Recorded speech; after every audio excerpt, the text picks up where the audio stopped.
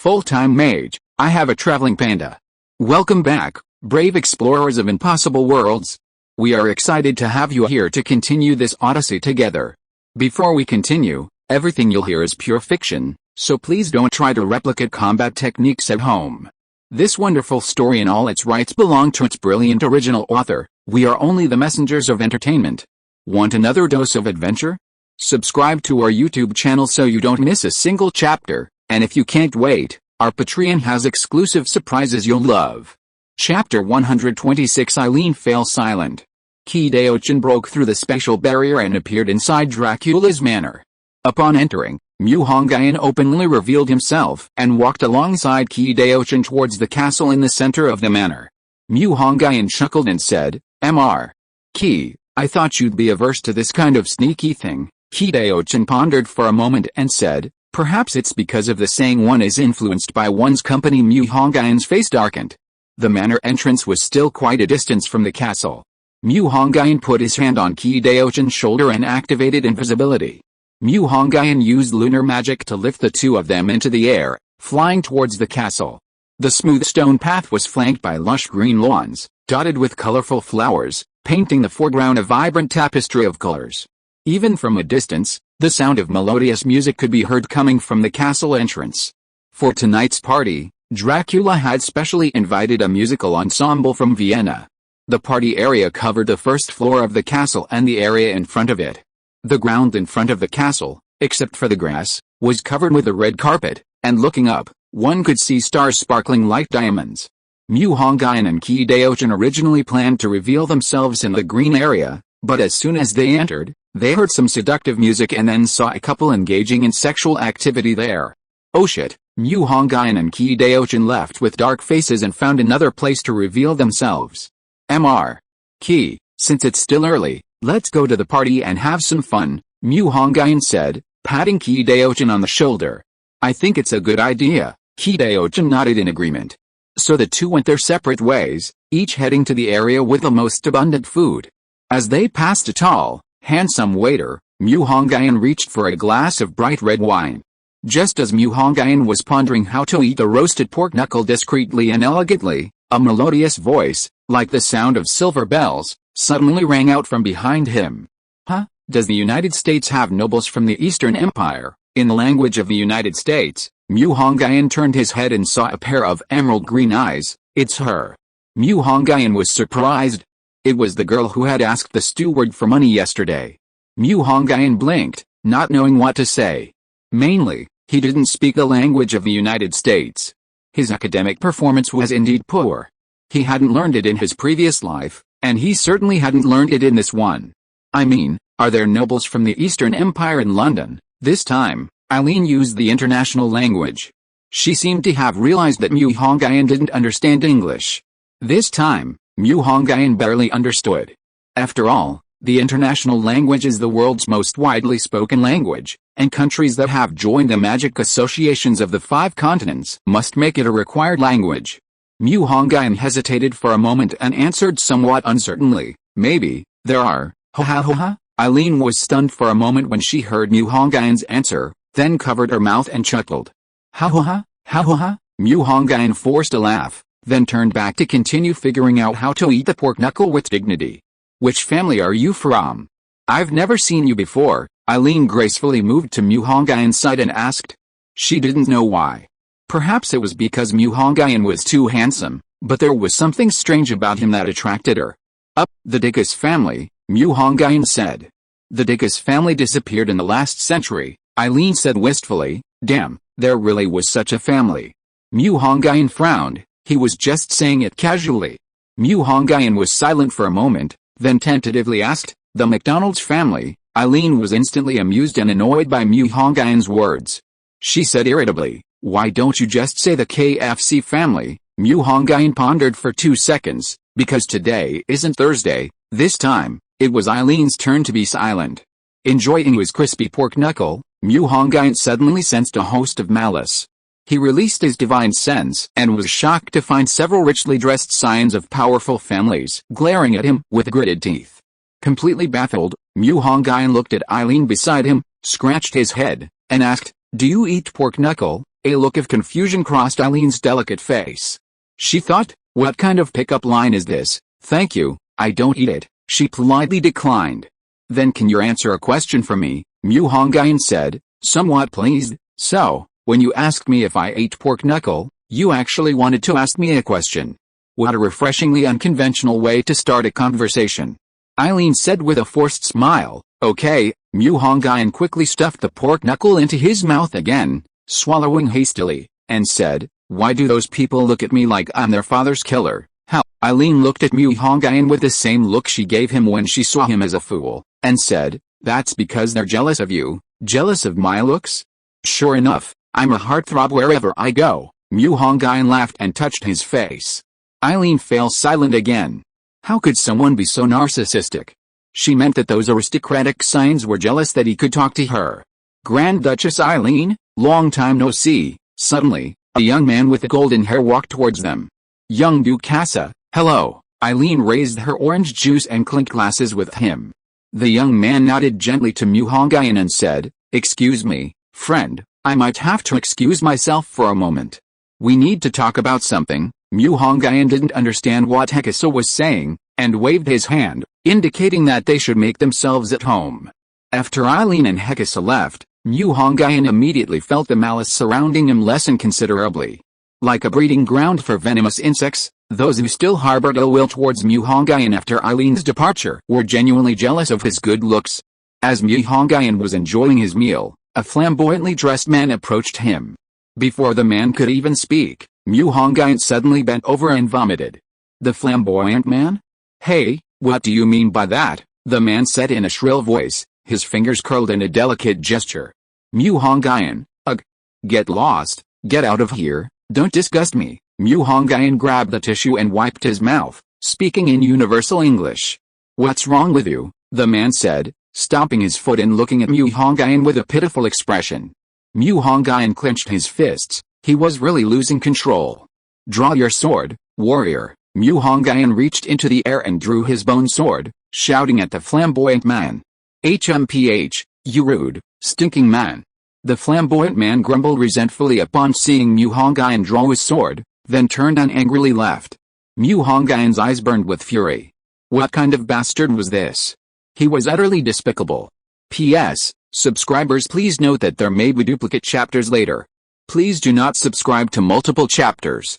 I will have the editor delete them tomorrow. Chapter 127 Mr. Qi, his persona has finally crumbled. I'm out at here. To avoid encountering such disgusting people again, Mu Hongyun immediately headed towards Qi. When he found Qi, Mu Hongyun discovered that Mr. Qi was already skillfully navigating the world of romance and drinking. Mr. Qi, this doesn't quite fit your persona, Mu Hongyun whispered to Qi as he walked up to him. Persona? What persona do I have? Qi exclaimed as if he'd heard the biggest joke in the world. Your persona of a reclusive sage. Mu Hongyun's eyes widened in shock. Qi pondered for 2 seconds before saying, society is simple, it's people who are complicated. Why are you singing now? Mu Hongyun was embarrassed. Alright, I'm not joking anymore. So, have you discovered anything? Qi smile faded, and he said solemnly. Now there's a problem, I don't know who Duke Dracula is. Mu Hongyun pursed his chin, raising a very important question. Qi 6 even Lingling can't find a picture of Dracula, Qi asked, frowning. Lingling said that for some reason, these vampires always have a gray mist appear on their faces when they take pictures, Mu Hongyun said. Then we'll just have to use the clumsy method, Qi sighed. Mu Hongyun thought, I only have one mouth under my nose, if I don't know someone, I'll just ask. I'm not going to let myself be held back. Just as Mu Hongyun was hesitating about who to ask, a charming woman in a purple evening gown, revealing her smooth, beautiful back, slowly walked up to Mu Hongyun. Hello, handsome young man, would you like to have a drink with me? Universal language. The charming woman held a glass of scarlet red wine in her hand, her waist as slender as a deadly scimitar, and her breath sweet as orchids as she approached Mu Hongyun. Sure, of course. Mu Hongyun was taken aback, then said with a smile. Qi? Wasn't he supposed to be asking about Dracula? Did he forget about it so quickly? Mu Hongyun picked up a bottle of wine, took a sip, and said, This wine is a bit lacking. The alluring woman looked at Mu Hongyun with a seductive gaze and said softly, I know where to find good wine, it just depends on whether you dare to go. Mu Hongyun chuckled and said, to die under a peony flower, even as a ghost, is still romantic, isn't it? Just like that, Kidaojin watched helplessly as Mu Hongyun followed the alluring woman away, not even glancing at him. Lord Dracula was secretly delighted. From afar, he could smell the delicious blood on Mu Hongyun's body. That faint yet seductive fragrance was simply maddening. So, as soon as Mu Hongyun left the crowd, Lori immediately clung to him. Lori linked arms with the little puppy and entered the castle. Along the way, sniffing the tempting scent emanating from Mu Hongyun, her pupils unconsciously turned red. Glug glug, she swallowed hard, then randomly stumbled into an empty room. Stimulated by the fragrant aura, she could no longer resist. Sharp, blood-red fangs shot out, immediately lunging for Mu Hongyun's neck crack. The sharp fangs, capable of cleaving steel, met Mu Hongyun's skin with an indescribable hardness. While they didn't break the fangs, they also didn't pierce his skin.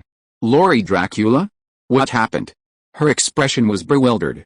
Mu Hongyun grabbed Lori's neck, pinning her beneath him.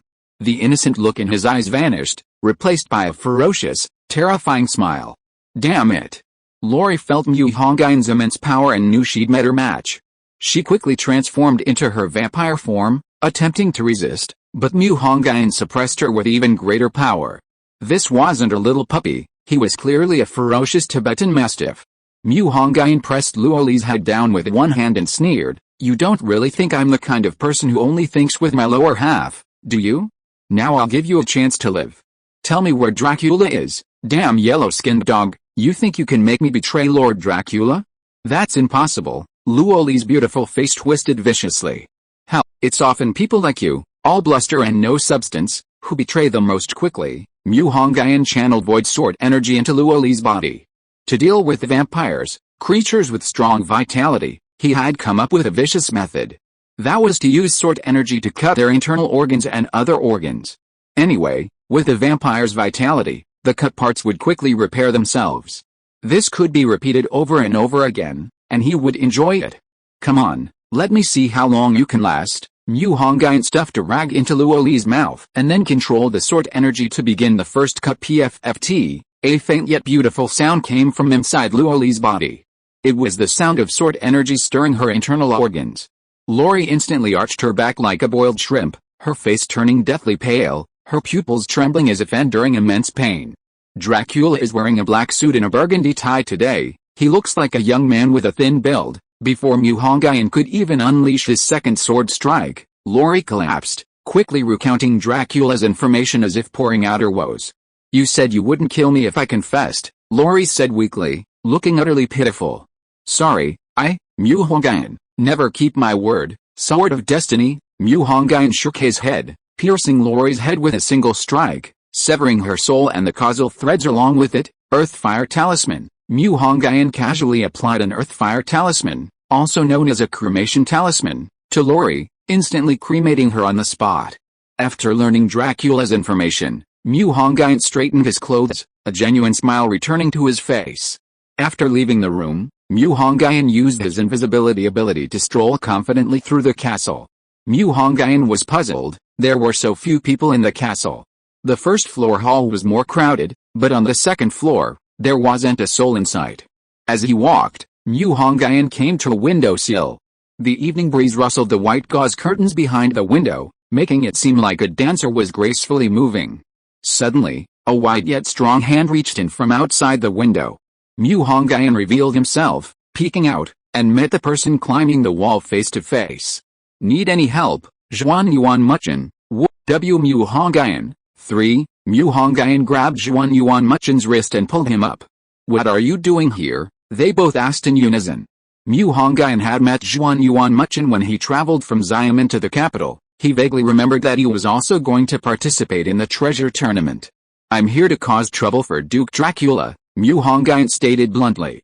I'm here for a treasure. Upon seeing Mu Hongyun, Zhan Yuan Muchin immediately felt a sense of unease. You didn't bring that emperor again this time, did you? Zhan Yuan Muchin asked in a low voice. He too had once been a cold and aloof youth, born into the Zhan Yuan family, possessing the only metal-based magic in the world, so he always thought that all the geniuses in the world were nothing special. Until he participated in the Mu family's treasure tournament, he was utterly impressed by Mu Hongyun. Damn, bringing an emperor to fight against Mu Pang Mountain, what kind of awesome novel is this? Chapter 128 The Scheme Against Eileen. If I brought an emperor with me, would I be so low-key? Mu Hongyun's question stumped Zhan Muchen. Zhan Muchen thought, you're absolutely right. If I had an emperor protecting me, I wouldn't even need to pee by myself. And you, what are you planning to do? Sneak in here? Mu Hongyun asked with a wicked grin. Oh, I'm here to pick up something, Zhan Muchen said without batting an eye. Mu Hongyun frowned and said, if I'm not mistaken, that word should be pronounced steal. How can you talk like that without blushing? How can you talk like that? I'm just borrowing, Zhan Muchen said with a serious face, as if he was about to accuse Mu Hongyun of slander. So you know where Dracula's treasure vault is? Mu Hongyun suddenly seized on the key point and asked with shining eyes. What, you want to steal some too? Zhan Muchen asked as if he had found a kindred spirit. Hey, Mu Hongyun closed his eyes and said, that's not quite right. Stealing is beneath the dignity of our great nation. Zhan Muchen pursed his chin, just about to nod, when he heard Mu Hongyun say, I'm going to rob you outright. Zhan Muchen, you're not even going to pretend anymore, are you? Zhan Muchen thought. Hey, little brother, let's go. Mu Hongyun flashed a set of pearly white teeth at Zhan Muchen.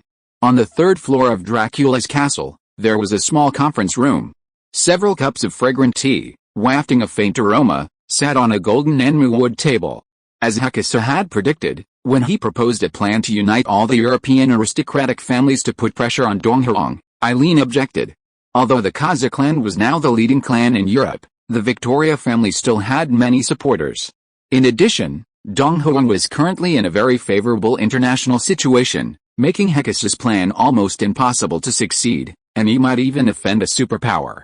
Eileen made it clear that the Victorian family would not participate in this matter, and representatives from several other families followed suit. Some agreed, but most abstained, and some even refused to participate. These families weren't fools. Donghuang currently had the largest mage population and possessed numerous ancient traditions. The Kaza clan could afford to offend Donghuang, but they couldn't. A nation composed of extraordinary individuals couldn't possibly be so complacent. Hekasa remained seated throughout, silent, and waited patiently for all the families to finish speaking before clapping his hands and saying, all right, everyone, this was just a suggestion. Tonight is Duke Dracula's party, we shouldn't let this spoil the fun, let's continue the music and dancing. Grand Duchess Eileen, please wait a moment, I have something to say to you. Hekasa waited until almost everyone else had left. Hekasa smiled and said, Duke Eileen, I hope today's events won't affect the friendship between our families. Eileen smiled gently and said, you're overthinking it, little Duke.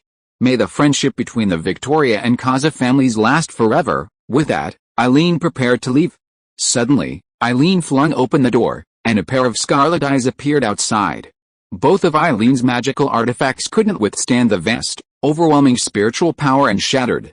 The Grand Monarch level spiritual power instantly knocked Eileen unconscious. In her dazed state, Eileen saw Hekasa slowly walking towards her.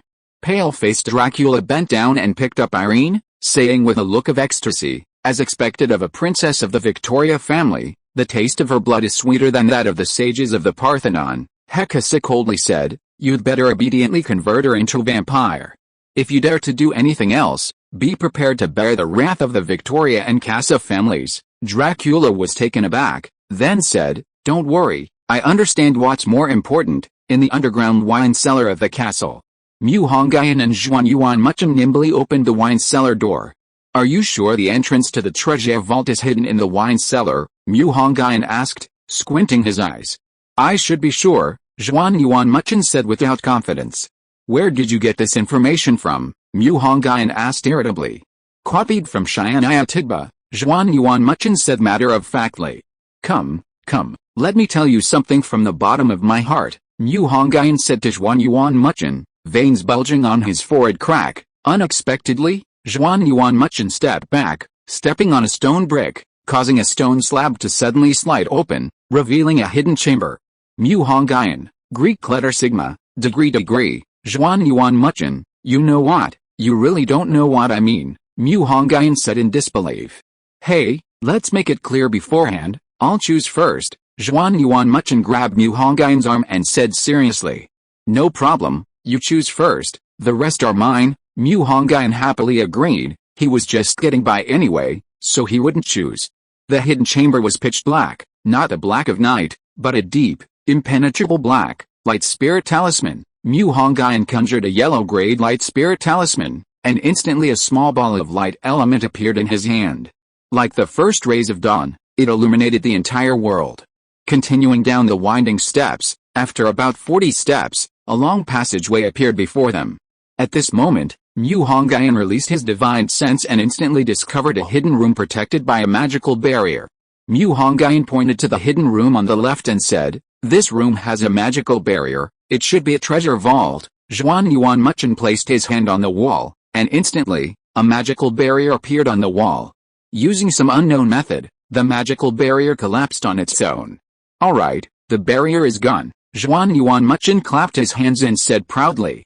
Impressive? Mu Hongyun gave a thumbs up, then used his sword energy to cut the door down.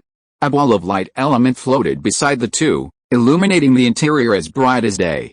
Instantly, the scene inside was revealed to them. Various magical resources were neatly arranged, some even with labels. Tisk tisk tisk, looks like this vampire's amassed quite a fortune over the years. Mu Hongyun strolled around like an old man buying vegetables at a market. Oh ho, the bones of an adult sub-dragon. Hell, and such a large piece of mind stone too. Having cultivated the knowledge of the land's supernatural power, Mu Hongyun was intimately familiar with the resources of the magical world. Even if he didn't recognize something, he could tell its effects at a glance. Zuinun, have you made your choice? Mu Hongyun asked Zuinun Muchin, his hands behind his head. Ready. Zuinun Muchin took something and put it into his storage magic artifact. Mu Hongyun had been waiting for Zuinun Muchin's ready. As soon as he finished speaking, a flash of silver light appeared, and the remaining items were all stored in Mu Hongyun's pot heaven space. Zuinun Muchin's eyes widened instantly. Dude, you're a glutton. If you are listening to this novel on a channel other than Fanfic World, it means it was downloaded and re-uploaded without effort. We warmly invite you to visit our channel, Fanfic World. There you will find the original version of this story and many other novels of various genres. We look forward to seeing you dive into a world of incredible novels. Chapter 129. So, you're called Dracula, aren't you? Mu Hongyun said it was just basic stuff. Zhan Yuan Muchin was shocked. How big must a storage magic artifact be to hold such a treasure? Mu Hongyun was satisfied. Robbery was still the fastest way to make money. Although it was only some mid to high-grade magical resources, it was enough for him to refine several magic weapons. Tap. Tap. Tap. Suddenly, Mu Hongyun heard crisp footsteps outside, along with a melodious whistle. Mu Hongyun first destroyed the light element sphere, then said to Zhan Yuan Muchin, "SHH, it sounds like someone's coming." In the darkness, Zhan Yuan Muchin nodded slightly. Dracula, carrying Eileen, entered the underground through another secret passage. In high spirits, he whistled as his hard leather shoes made a crisp sound on the ground. The moment he stepped onto the ground, he smelled an unfamiliar scent. A slight smile played on his lips as he muttered to himself, "Interesting, two little mice actually managed to sneak in." Mu Hongyun, hidden in the darkness, listened intently, a smile curving his lips. A person without a heartbeat, that was undoubtedly the culprit. Battle, imminent. Mu Hongyun and Zhan Yuan Muchin held their breath. Mu Hongyun concealed himself, his gaze fixed intently on the open treasure vault door. A pale yet eerie face suddenly appeared, like a vengeful ghost from a horror movie. "Little mouse, found you." Why is there only one? The vampire possessed night vision, allowing him to clearly see Zhan Yuan Muchin even in the dark. Dracula, upon seeing the scene inside the treasure vault, was instantly stunned. "Wait, where are the things in my treasure vault?" Dracula thought, grinning. 5 mountains great handprint. Mu Hongyun, hidden in the shadows, suddenly sprang up. 5 ethereal mountain shadows appeared behind him, transforming into fingers that perfectly formed his right hand. Smack! A handprint carrying the power of the 5 sacred mountains slammed cleanly into the back of Dracula's head, instantly causing the great monarch-level Dracula to stagger. "Dracula, I'm fucking. The wind's getting strong, let's get out of here," Mu Hongyun roared. Zhan Yuan Muchen seemed to have activated his magic binding device, teleporting away in a flash. Mu Hongyun looked closely and noticed that Dracula seemed to be carrying someone on his shoulder. Without thinking much, he grabbed the person and called to Zhan Yuan Muchen to run upwards. Damn it, they dared to ambush me. Dracula stood up with a gloomy expression.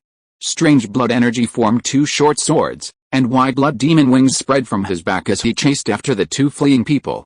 You little thieves, Dracula, will definitely kill you too, turn you into specimens, and put your souls into the blood demon pool to suffer the torment day and night. Dracula roared madly behind him. A single finger creates and destroys. Mu Hongyun moved like a monkey, nimbly dodging the blood arrow rushing from behind.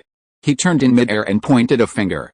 So, you're called Dracula, huh? A willow branch, seemingly from mythology, shattered the void and instantly pierced Dracula's arm. Dracula stretched out his terrifying blood claws, trying to tear off the willow god's phantom, but even with all his strength, he couldn't harm the willow branch. However, his action seemed to enrage the willow god's phantom. The crystal green willow branch suddenly emitted a violent attraction, draining Dracula's arm into a dry branch in a few seconds. Dracula was horrified. He made a decisive move, conjuring a blood blade and swiftly severing his arm.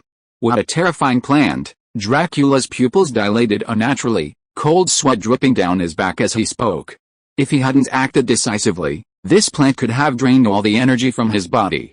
However, even with his quick action, his energy had already decreased significantly. He had almost fallen from a great monarch to an ordinary monarch, nearly regressing to Count.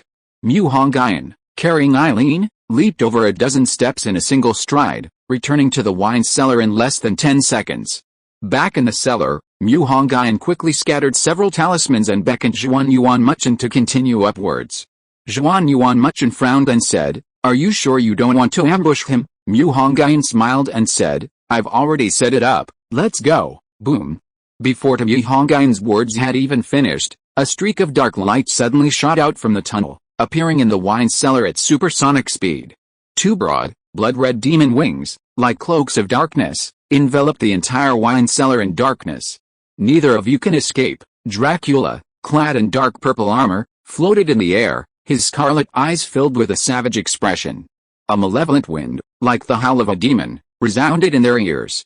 Thick blood slowly appeared on the ground, and countless infant-like vengeful spirits greedily clung to the pool of blood. These infant vengeful spirits were originally normal human infants, but somehow this vampire had transformed them into their current form. Seeing these infant-like figures, Mu Hongyun said in a chilling tone, "What I'm curious about is the family behind you the Luba family or the Sulu family?" Dracula was taken aback by Mu Hongyun's question, then revealed a sinister smile, saying, "You already know that person's name? In that case, you're doomed whether you want to die or not." Coincidentally, that's exactly what I wanted to say. Lightning, come, Mu Hongyun roared, and the heavenly thunder talismans arranged in a bagua formation on the ground instantly erupted with a hazy blue light. In an instant, the sky outside changed drastically, and a silver, domineering lightning dragon roamed among the clouds. Fall, the silver lightning transformed into a pillar of lightning reaching the sky, falling from the cloud vortex. Upon spotting the azure light, Dracula swiftly unleashed several crimson claws, but they only pierced the ashes of the talisman. Suddenly, the floor above collapsed, and a vast expanse of lightning descended from the sky, like a cascading galaxy, the thunder flowing like water, erupting in extreme fury. Dracula was bathed in the lightning's brilliance, the merciless lightning relentlessly destroying his body, yet his tenacious vitality allowed him to regenerate from the damage. Lightning serpents crisscrossed the ground, the blood pool rapidly dried up, and dazzling, brilliant lightning flashed in the wine cellar, causing wine barrels to explode, their fragrant, mellow liquid spilling out. "Zuanun, you should go up first, this place is about to explode," Mu Hongyun said, his eyes also flashing with a brutal light.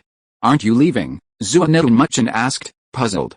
"Don't worry about me, I have my own way." Mu Hongyun snapped his fingers lightly, and a pure white robe appeared on its own, resembling a white butterfly under the lightning crack. Crack! Crack! The layer of blood amber on Dracula's body rapidly shattered. He had been using it to resist the vast and terrifying lightning.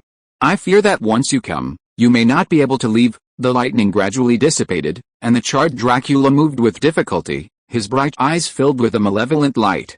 Mu Hongyun slowly ran his hand along the blade of the bone sword, smiling eerily. Sun, all things that domineering, blazing sun shone brightly on the sword. Chapter 130 The oppressive force of the heavenly calamity. The blazing sword light resembled the explosion of a giant star in the silent universe, its boundless heat and light sweeping across several galaxies. Vibrant blood erupted from Dracula's body, blocking the path between him and the solar sword energy. The blood rapidly congealed, evaporated, and was then replenished. Dark currents surged on the savage vampire's arm, chunks of coal-like skin peeling away to reveal a body composed of pure dark energy. The ferocious and intense solar sword energy relentlessly devoured the dark energy emanating from Dracula, but Dracula's energy seemed inexhaustible. Finally, the domineering solar sword energy, like a light stick running out of energy, slowly lost its luster. Dracula's hoarse voice rang out, "You are not a mage, you are also an alien. Since you are both aliens, what do you care about the lives of humans, Shadow Slayer?" The dark energy threads extending from Dracula's fingers twitched, and two burly shadow demons suddenly leaped from the ground beside Mu Hongyun, wielding meter-long broadswords and slashing at Mu Hongyun's neck. Mu Hongyun twisted his waist, his hands like meteor hammers, each strike powerful and heavy, quickly scattering the two shadow ghosts. Golden Rock Dragon capturing technique. "I'm a legitimate human, you old bastard bat, don't try to claim kinship with me." A layer of golden armor appeared on Mu Hongyun's body. He closed in on Dracula, delivering a punch to Dracula's abdomen with terrifying force, like a cannonball exploding. Dracula hurriedly parried Mu Hongyun's attacks, but the more he fought, the more alarmed he became. This enemy was unlike any he had ever fought before. While Mage's magic was powerful, their bodies were ultimately weak, a mere squeeze could turn them into a bloody mess. But this enemy was different. He seemed to have no weaknesses, no matter how he attacked, he could withstand it, growing stronger with each battle. Dracula sensed the situation turning increasingly unfavorable. He no longer held back, his eyes burning with a ferocious bloodlust. "You won't listen to reason, so you'll have to die." Dracula's eyes narrowed, and behind him suddenly appeared a mountain of corpses and a sea of blood, a chilling sight of white bones. A massive skull made of blood opened its maw, ready to swallow Mu Hongyun whole. "Dracula, you're the only one who can force me to use this move. You're proud enough." Mu Hongyun's smile deepened, and the light in his eyes grew colder. "Heavenly calamity light," Mu Hongyun sneered. The supreme bone hidden in the middle of his spine emitted a divine light of the great Dao. A rune on the supreme bone activated, and every pore on his body began to devour the mysterious substances in the world. A pure, extreme white light erupted from Mu Hongyun's chest. This wasn't the super weakened version he used to kill the three-eyed demon wolf, but a normal weakened version. The heavenly calamity light seemed to be the light of rules, instantly disintegrating the blood skull created by Dracula. Annihilation, destruction, disruption, slaughter, and other laws intertwined, crashing into Dracula with a loud bang. Dracula hastily conjured a crimson barrier and a shadow shield before him, trying to withstand the terrifying, unbelievable divine light. He was horrified. Only under the pressure of life and death could he perceive the terrifying power of the divine light, a power that could not possibly exist in the mortal realm. In truth, Dracula's conjured methods were utterly ineffective against the divine light. Neither the crimson energy nor the shadow energy could withstand it for even a second. But Dracula chose to accumulate energy, constantly refreshing both the crimson barrier and the shadow shield. He was gambling that Mu Hongyun's attack wouldn't last long. As it turned out, Dracula's gamble paid off. The divine light lasted only 5 seconds before gradually dissipating. The supreme bone, covered in mysterious runes, was like an overloaded engine, radiating intense heat, pushing Mu Hongyun's body to over 100 degrees Celsius. Dracula frantically created defenses, and in those agonizing 5 seconds, the pressure he faced finally eased. Almost. Ha ha ha ha. A frenzied voice suddenly broke the silence of the wine cellar. Dracula, like a 1,000-year-old corpse, moved his stiff body. The divine light of heaven, like an incarnation of a god, almost obliterated his head. He could feel that if the light broke through one more step, he would immediately perish. Mu Hongyun's body was like a piece of porcelain, radiating a scorching light. "You don't think I'm exhausted, do you?" Mu Hongyun sat on the ground, panting from the scorching heat, his eyes as bright as thunder, speaking arrogantly and domineeringly. Upon hearing Mu Hongyun's voice, Dracula's steps suddenly stopped.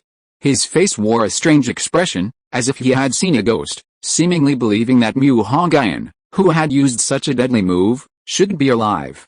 Mu Hongyun struggled to his feet.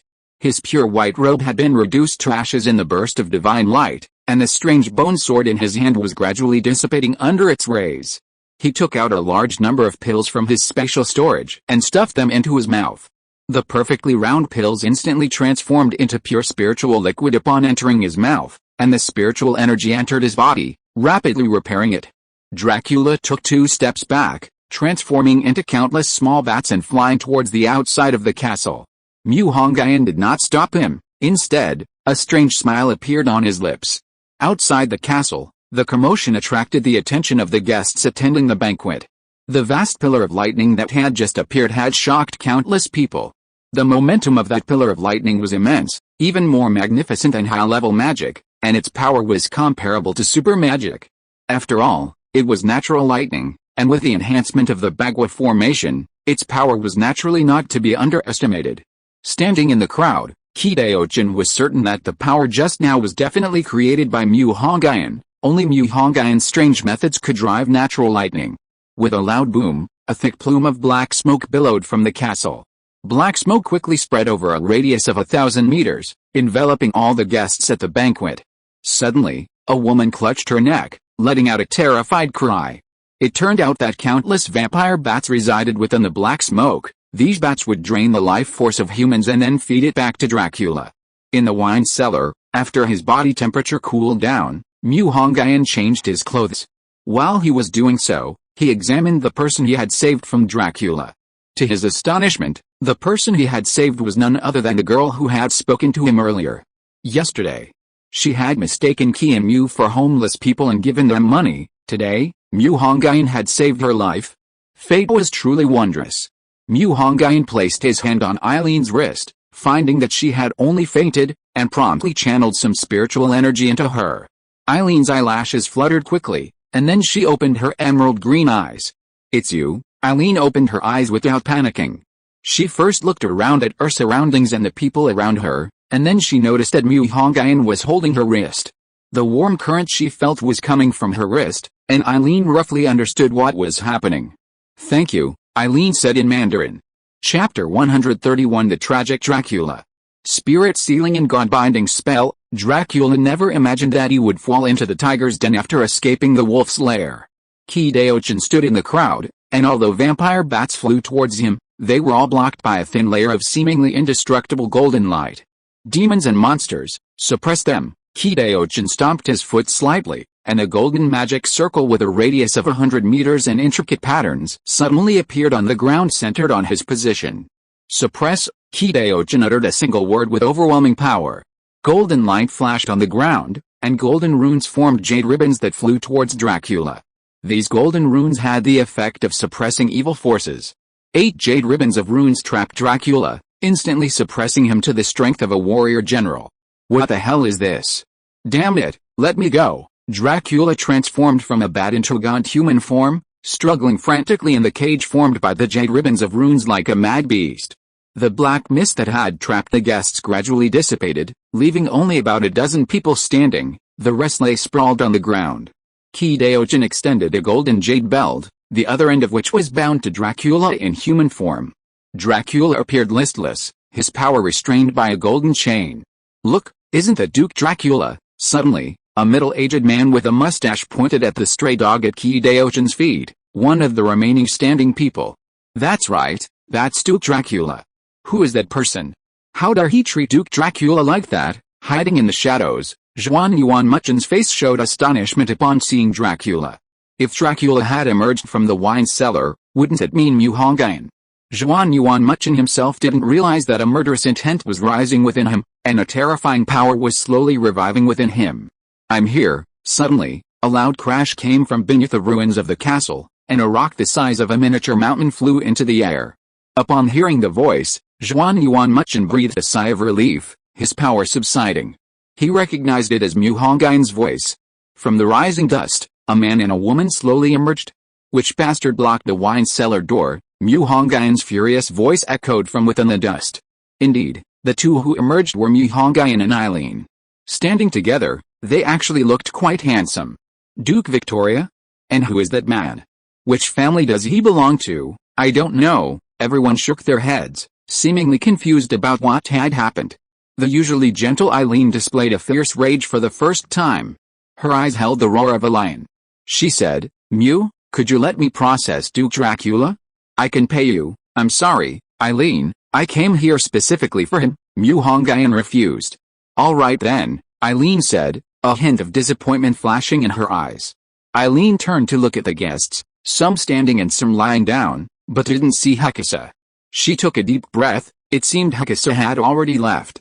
She remembered a grudge Hekasa held against her for colluding with Dracula to try and turn Princess Victoria into a vampire. Adults should solve problems like adults. Eileen whispered to Mu Hongyun, it might be inconvenient for you to travel by plane with this vampire. I'll have the Victoria family's plane take you back. Really? I was just having this on my mind, Mu Hongyun said excitedly. Eileen smiled brightly and said, of course it's true. The Victoria family used a private plane to send Mu Hongyun, Qinling, and the spoils of war, Dracula, back to Donghuang.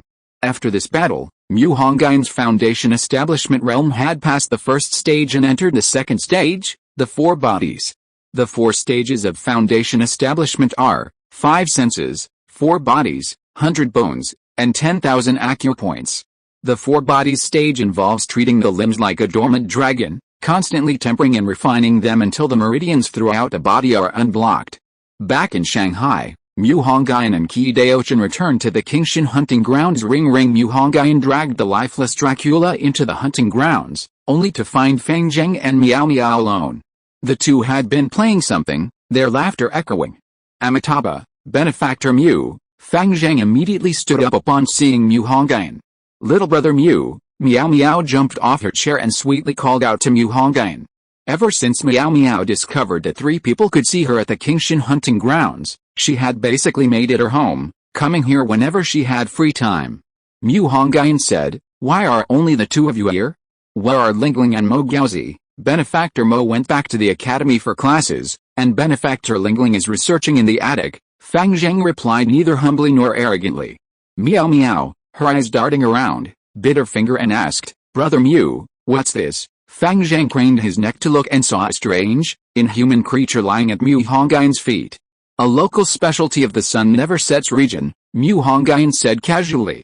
It's a bad guy. Miao Miao's eyes suddenly turned gray. She glanced at Dracula and fell to the ground in fright. How did you know he was a bad guy? Mu Hongyun asked, slightly surprised. Miao Miao pointed to her eyes and said, Miao Miao can see the colors on his body. Brother Mo Fan is purple, Mrs. Milky White, Brother Fang Zheng is gold, and you, Brother Mu, are the most special. You're rainbow-colored, and this bad guy is black, the color of blood. It seems that Miao Miao gained some special abilities after taking this form. Mu Hongyun thought, pursing his chin. Originally, Mu Hongyun planned to kill Dracula to end it all, but Mr. Qi stopped him. Mr. Qi said, killing Dracula would be incredibly simple, but without eliminating the human trafficking ring within Donghuang, killing Dracula would be meaningless. However, Dracula wouldn't be easily appeased, as he knew the power behind this was immense. As long as he didn't reveal the name, he wouldn't die. Mu Hongyun didn't intend to interrogate him either. Among the earthly fiend divine powers was the soul capturing technique, capable of capturing the souls of all living beings and reading their memories. However, this spell was also a knowledge-based spell, requiring arduous study. It would take at least 10 days to learn. Hearing the commotion below, Lingling, who was in the attic, came down carrying a book thicker than a dictionary. Upon seeing Mu Hongyun, she happily exclaimed, "You're back. I thought you'd be staying at the British Isles for a long time. Where's Mr. Qi?" Mu Hongyun smiled at Lingling's scholarly appearance and said, "Mr. Qi went to the academy."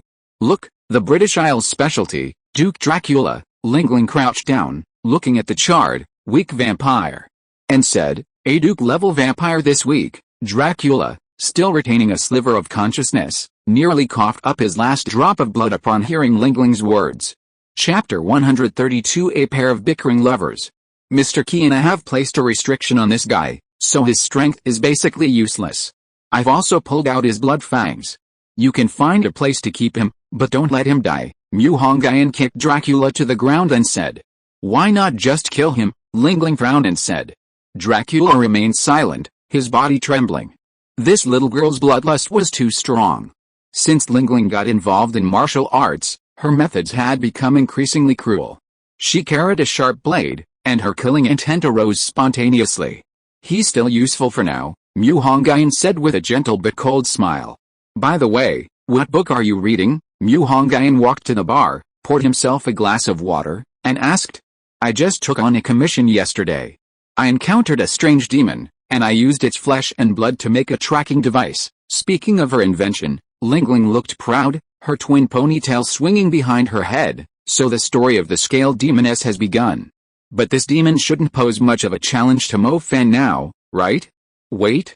Mu Hongyun suddenly thought about Xianen and her little sisters. He wondered if they'd been parasitized. He quite liked them, he needed to hurry back to the academy to check on them. Ling, I have urgent business at school, I have to go now. Mu Hongyun activated his supernatural powers, appearing in front of the Mingzhu Academy gate in one step. Ignoring the surprised expressions of the passers-by, Mu Hongyun stepped into the academy. Ling was genuinely envious. When could she learn these so-called supernatural abilities? Chat box, Vampire Sister Young and Promising Teacher Mu? At Vampire Sister. A short while later, Xianen replied. Vampire Sister, what's wrong, brother? You haven't come to class for days. Do you even remember you're the class monitor? Young and Promising Teacher Mu? You might not believe it, but I shot a vampire duke from a great distance. Vampire Sister, angry. Who are you kidding? A vampire duke has monarch level strength. Young and Promising Teacher Mu, Greek letter sigma, degree, are we still having class? Mu Hongyun abruptly changed the subject. Vampire Sister, it's Sunday. What's wrong?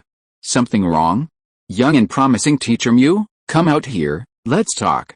In a cafe by Pearl Lake, Mu Hongyun deliberately chose a window seat so Xianen could easily find him.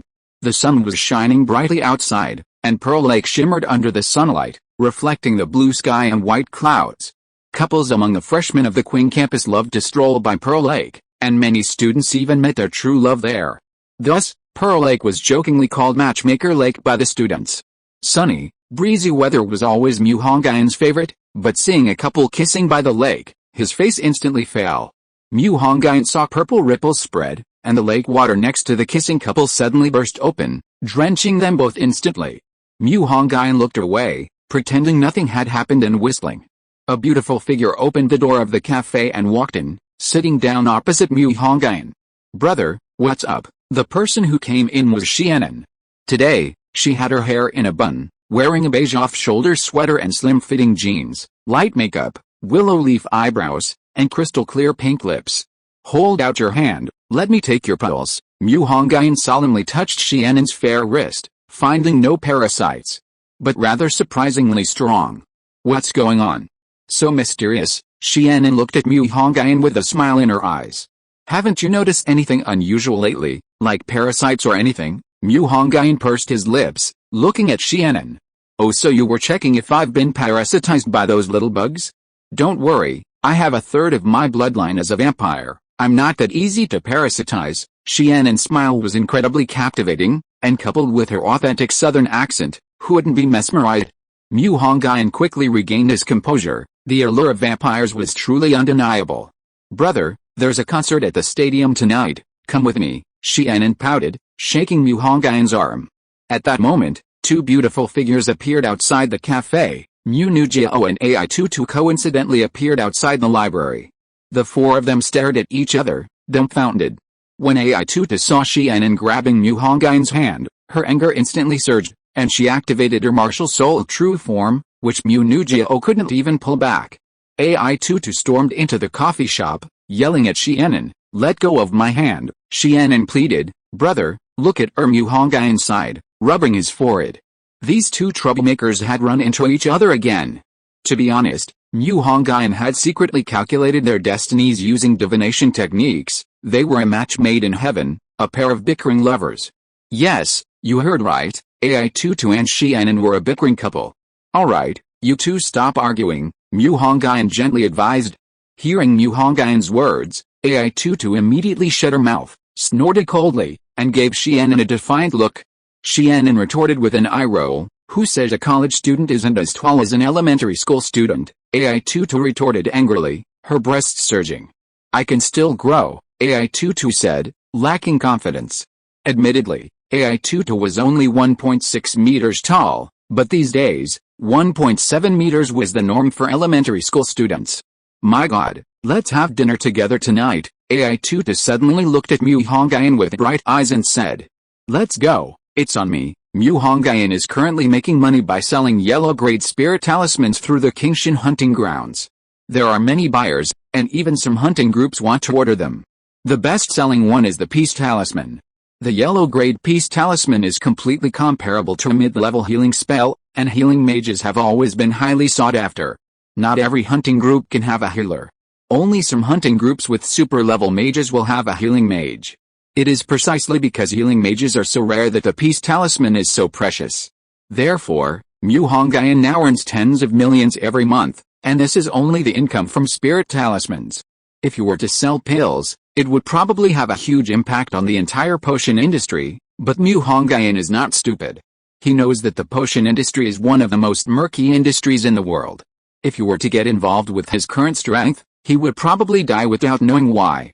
So what if he's a cultivator? When strength can't bridge the gap between an individual and the whole, one must abide by the rules set by this world. At the very least, he needs to reach the Spirit Spring Realm and the Golden Core Realm to truly protect himself in this world. Mu Hongyun shook his head, banishing his thoughts. Night fell, and after dinner, having heard that a hot celebrity had arrived at the stadium, Mu Hongyun accompanied the three women to see him. Chapter 133 Burbati, I'm going to dunk on your head.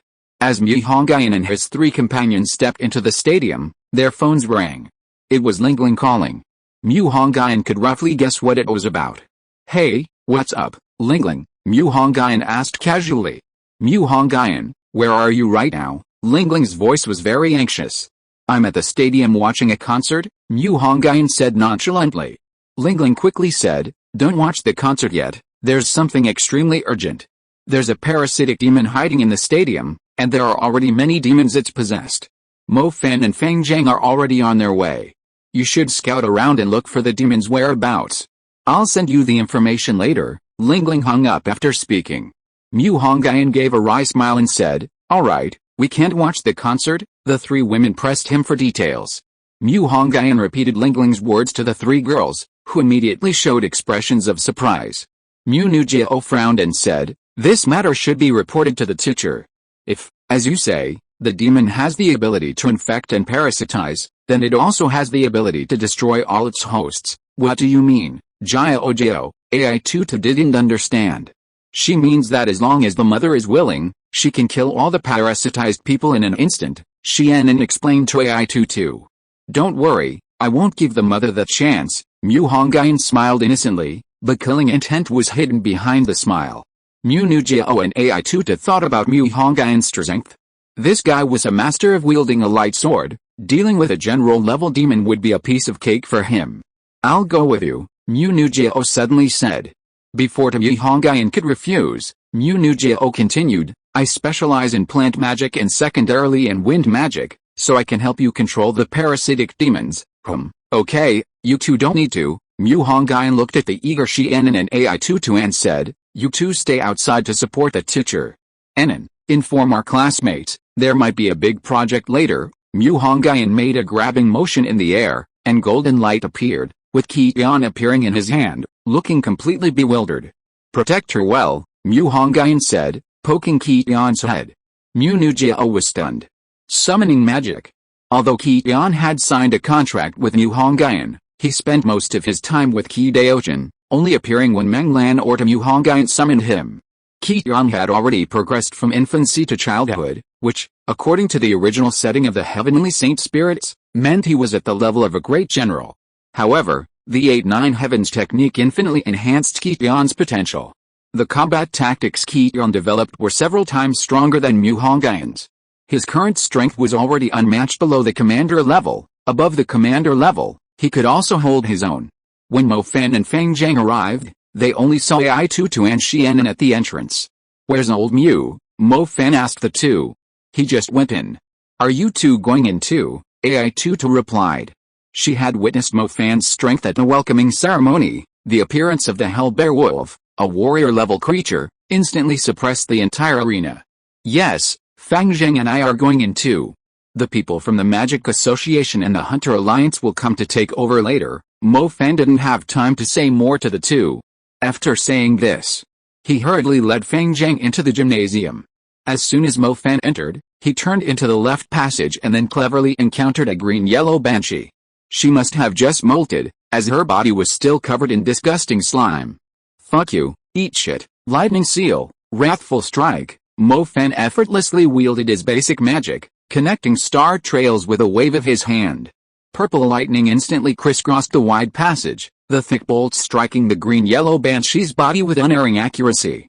Potassium, the green-yellow banshee roared in agony as she was struck by countless lightning snakes. The lightning not only damaged her body but also paralyzed her muscles, rendering her immobile.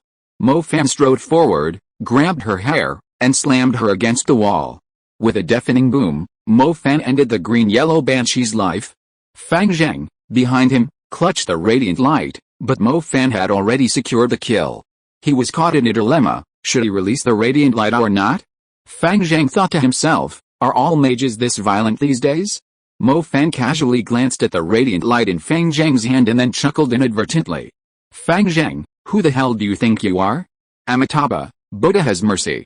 Just then, a green-yellow female demon suddenly swooped down from the ceiling. It turned out that these demons had barbs on their fingers, allowing them to hang from the ceiling. Radiance, blindness. Fang Zheng threw a punch, his fist carrying a strong light, like a small sun falling to earth. The terrifying light directly burned the green-yellow female demon's eyes, and the holy light element killed her instantly. These parasitic female demons seemed to belong to the category of dark creatures, and were particularly afraid of light magic. The two green-yellow female demons lying on the ground slowly shed their skin under the two men's gaze, revealing their pure white bodies underneath. Fang Zheng hurriedly turned around, his face red, chanting Buddhist prayers, unable to look directly at them. It was Mo Fan who pulled down the curtains by the window and draped them over the two women, whispering, "The school officials will come to take you out later, can't you stay and protect us?" One of the girls asked weakly. "Sorry, there are many other people who have also been parasitized, and I have to go save them," Mo Fan said, standing up. Mu Hongyun frowned. He had seen this part in his previous life when he was in middle school, and after so many years, he couldn't remember the specific plot. Mu Hongyun released his divine sense, which instantly covered the entire stadium. He discovered hundreds of girls inside the stadium who had been invaded by demonic power. Mu Hongyun knew that the mother was hiding among these people, but if she didn't reveal her demonic form, he wouldn't be able to tell her out. By the way, the concert seemed to be about to start. The dynamic music beat out to the beat. Mu Hongyun and Mu Nujiao had rescued more than a dozen girls along the way. Now that they were separated, with Qiyuan protecting her, she should be fine. Outside the stadium, a blue-horned beast, as large as a football field, stood at the entrance of the stadium. Its dark and imposing figure brought a heavy sense of oppression. A tall man landed atop the head of the azure-horned beast. It was none other than Hunter King Duzayo, who had dealt with Mu Hongyun once or twice. The city's demon hunting team, known for their iron-blooded demeanor and strict discipline, stood in perfect unison before Duzayo. The bald captain reporting, "Hunter King, the automatic doors are sealed off. Furthermore, we've identified this as a type of demon called scale demon soldiers. It wasn't originally contagious, this is likely a mutation," Duzayo sneered, throwing a stack of reports at the bald captain's face. "You figured it out now? Why didn't you wait until all the students at the Qing campus were dead before you found out? Things have developed to this point, and you didn't know a thing. I ask you, what are you good for? This demon hunting team captain, if you can't do it, then do it, if you can't, then take your clothes and leave." The bald captain quickly lowered his head, silently bearing Duzayo's rage. He should have felt incredibly fortunate that the worst hadn't happened. If the Qing campus had truly become a demon's lair, forget about his future, even killing him wouldn't atone for his sins. Dear readers, happy Mid-Autumn Festival. May you enjoy the moon and have a joyful time with your families.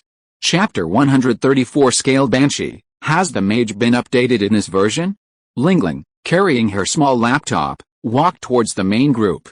"Little sister, "This place is dangerous, not for playing around," a middle-aged man from the city's demon hunting team said to Lingling. Lingling didn't even glance at him, continuing her walk towards Duke Xiao. A demon man in a leather jacket approached, glaring at the middle-aged man, and said, "Go away, you're so disrespectful. Lingling is a 5-star hunter master, you have to call her senior, hunter master?" "Senior?" The man was dumbfounded.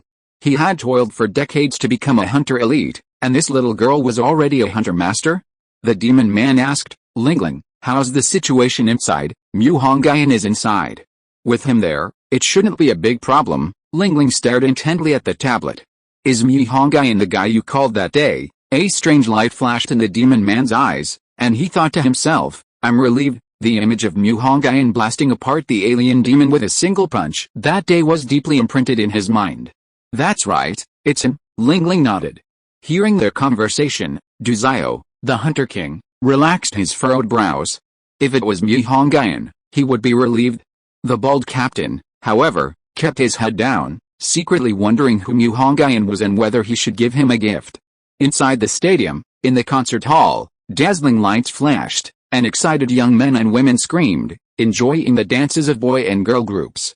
Not to mention them, even Mu Hongyun, standing behind the third-floor railing, was watching. Putting everything else aside, Xiao Han's taste was quite good. "I envy not the lovers, nor the immortals, but the tycoons every day." Backstage, a beautifully dressed young woman was constantly adjusting her appearance. She looked like the female celebrity from the promotional posters. Her manager said, "Cuckoo, it's almost time. Don't keep the fans waiting." The girl named Cuckoo was startled. Her manager had never rushed her before. What was going on today? "I'm ready," Cuckoo said softly. Cuckoo boarded the lift platform, accompanied by an auntie who was the platform's operator. "Hey, be careful, don't scare our cucumber," the agent said to the auntie. "Don't worry," the auntie replied with a kind smile. Then, the elevator doors slowly closed and began to ascend. Cucumber, the little girl, closed her eyes, trying to cheer herself up, seemingly trying to overcome her nervousness. "Little girl, don't be nervous," the auntie on the elevator platform said in a hoarse and strange voice.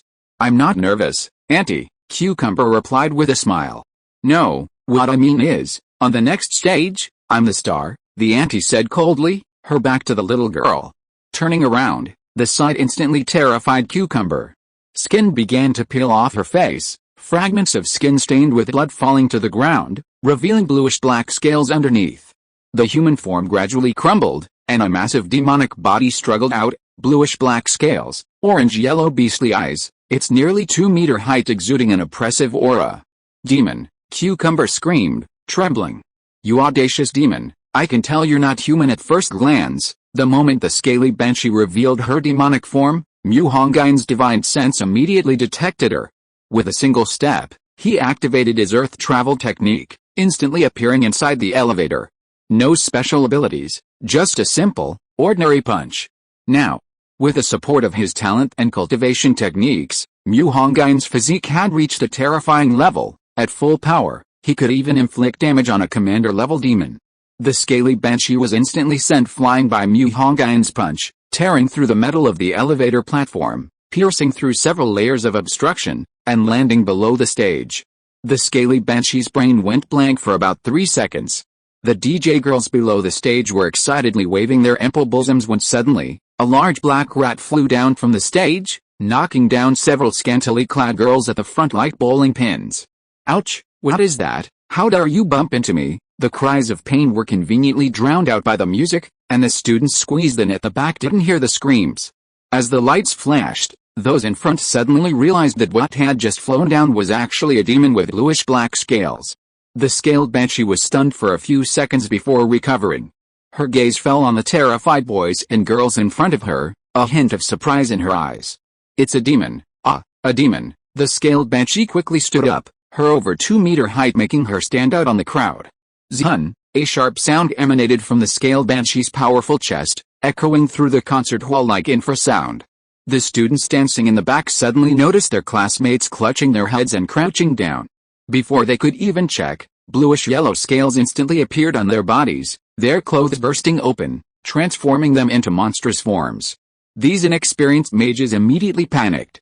Many of them had never truly faced a demon before, and all the experience their teachers had taught them was forgotten. However, those who could get into Mingzhu Academy were mostly not ordinary students. Several students who shone brightly at the welcome ceremony quickly organized their classmates to fight back. Great compassion palm. Mu Hongyun appeared behind the scaled banshee in the blink of an eye, a fierce palm strike aimed at the back of its head. The scaled banshee seemed to have sensed Mu Hongyun's attack beforehand, dodging it as if by magic. Students, these demons are all parasitic students. Light, fire, and lightning magic are incredibly effective. Mu Hongyun channeled his spiritual energy, his voice shaking the entire room. It was as if a thunderbolt had struck everyone's ears. The scaled banshee turned around, her eyes revealing a hint of fear and confusion as she looked at Mu Hongyun. Scaled banshee, what's going on? Did the mage class get an update this version? Nobody told me. Now he's just throwing punches like that. Fierce fist, heaven-shattering, a gigantic flaming fist, comparable in size to a locomotive, suddenly flew from behind the scaly banshee, fiercely striking her body, flames dancing in the air. Mo Fan stepped out of the shadows, rubbing his fists together, and said, "Trash, this time I won't give you another chance to escape." The banshee was sent flying directly towards Mu Hongyun's location. Mu Hongyun delivered a powerful aerial kick, sending the scaly banshee rolling back like a ball to Mo Fan's feet. Hiss, hiss, hiss. The scaly banshee coughed up several mouthfuls of blood. Like the clerk in Flirting Scholar, Mo Fan's eyes were cold, and he grinned menacingly, saying, "To have so many beautiful girls parasitic into ugly demons. You are simply unforgivable." The scaly banshee struggled to her feet, although her body had several dents, her injuries were slowly healing. Its venomous gaze was fixed on Mo Fan, the burns on its back throbbing with pain. If there were a health bar above its head, it would show that this powerful punch had directly taken away half of the banshee's health. Mo Fan, with flame in one hand and lightning in the other, assumed a wild horse mane stance and shouted, "Tai Chi!" Mo Fan, the scaly banshee stared in astonishment, speechless. Chapter 135 3 months of seclusion to refine magical treasures. The scaled banshee, caught between a rock and a hard place, weighed her options and decided that escaping from Mo Fan was the better option. The guy behind her was simply terrifying. Mo Fan, having experienced countless battles, could probably read his opponent's mind from their eyes. He smiled cruelly and said, "Choose me? Then come on." The scaled banshee suddenly opened her mouth, her long, whip-like tongue whipping out, covered in green venom. Mo Fan dodged, his hand burning with rose flame, swiftly and accurately grabbing her tongue. Using a clever move, Mo Fan flipped over and pulled the scaled banshee towards him. The scaled banshee panicked at the burning sensation on her tongue, then a powerful force struck her from the tip, sending her flying uncontrollably. "Watch my lightning strike." Mo Fan's lightning hand transformed into a palm, swiftly slamming into the scaled banshee's abdomen. The scaled banshee felt as if she was about to vomit, but this wasn't the end of it. Azure Dragon Seal, Thunder Seal, Wrathful Strike. A divine soul of an Azure Dragon vanished behind Mo Fan in an instant, but in the scaled demoness's vision, a dragon's head, as vast as an abyss, descended from the sky. In the endless darkness, it couldn't discern the true size of the Azure Dragon's body. It only knew that under the gaze of the abyss-like Azure Dragon, it had lost even the courage to turn its size. The level 3 Thunder Seal, amplified 3 times in power, instantly pierced through the scaled demoness's abdomen. The remaining lightning struck the demoness, emitting a sizzling sound. A fragrant aroma of flesh wafted through the air. The scaled demoness's abdomen had been directly pierced, and the flesh at the edges of the wound had been cooked by Mo Fan's Thunder Seal. The scaled demoness died, and the remaining azure and yellow demons immediately stopped like machines that had run out of power, then collapsed to the ground, shedding their demonic skins to reveal their beautiful bodies. Mo Fan, who always considered himself a lecher, didn't take the opportunity to feast his eyes.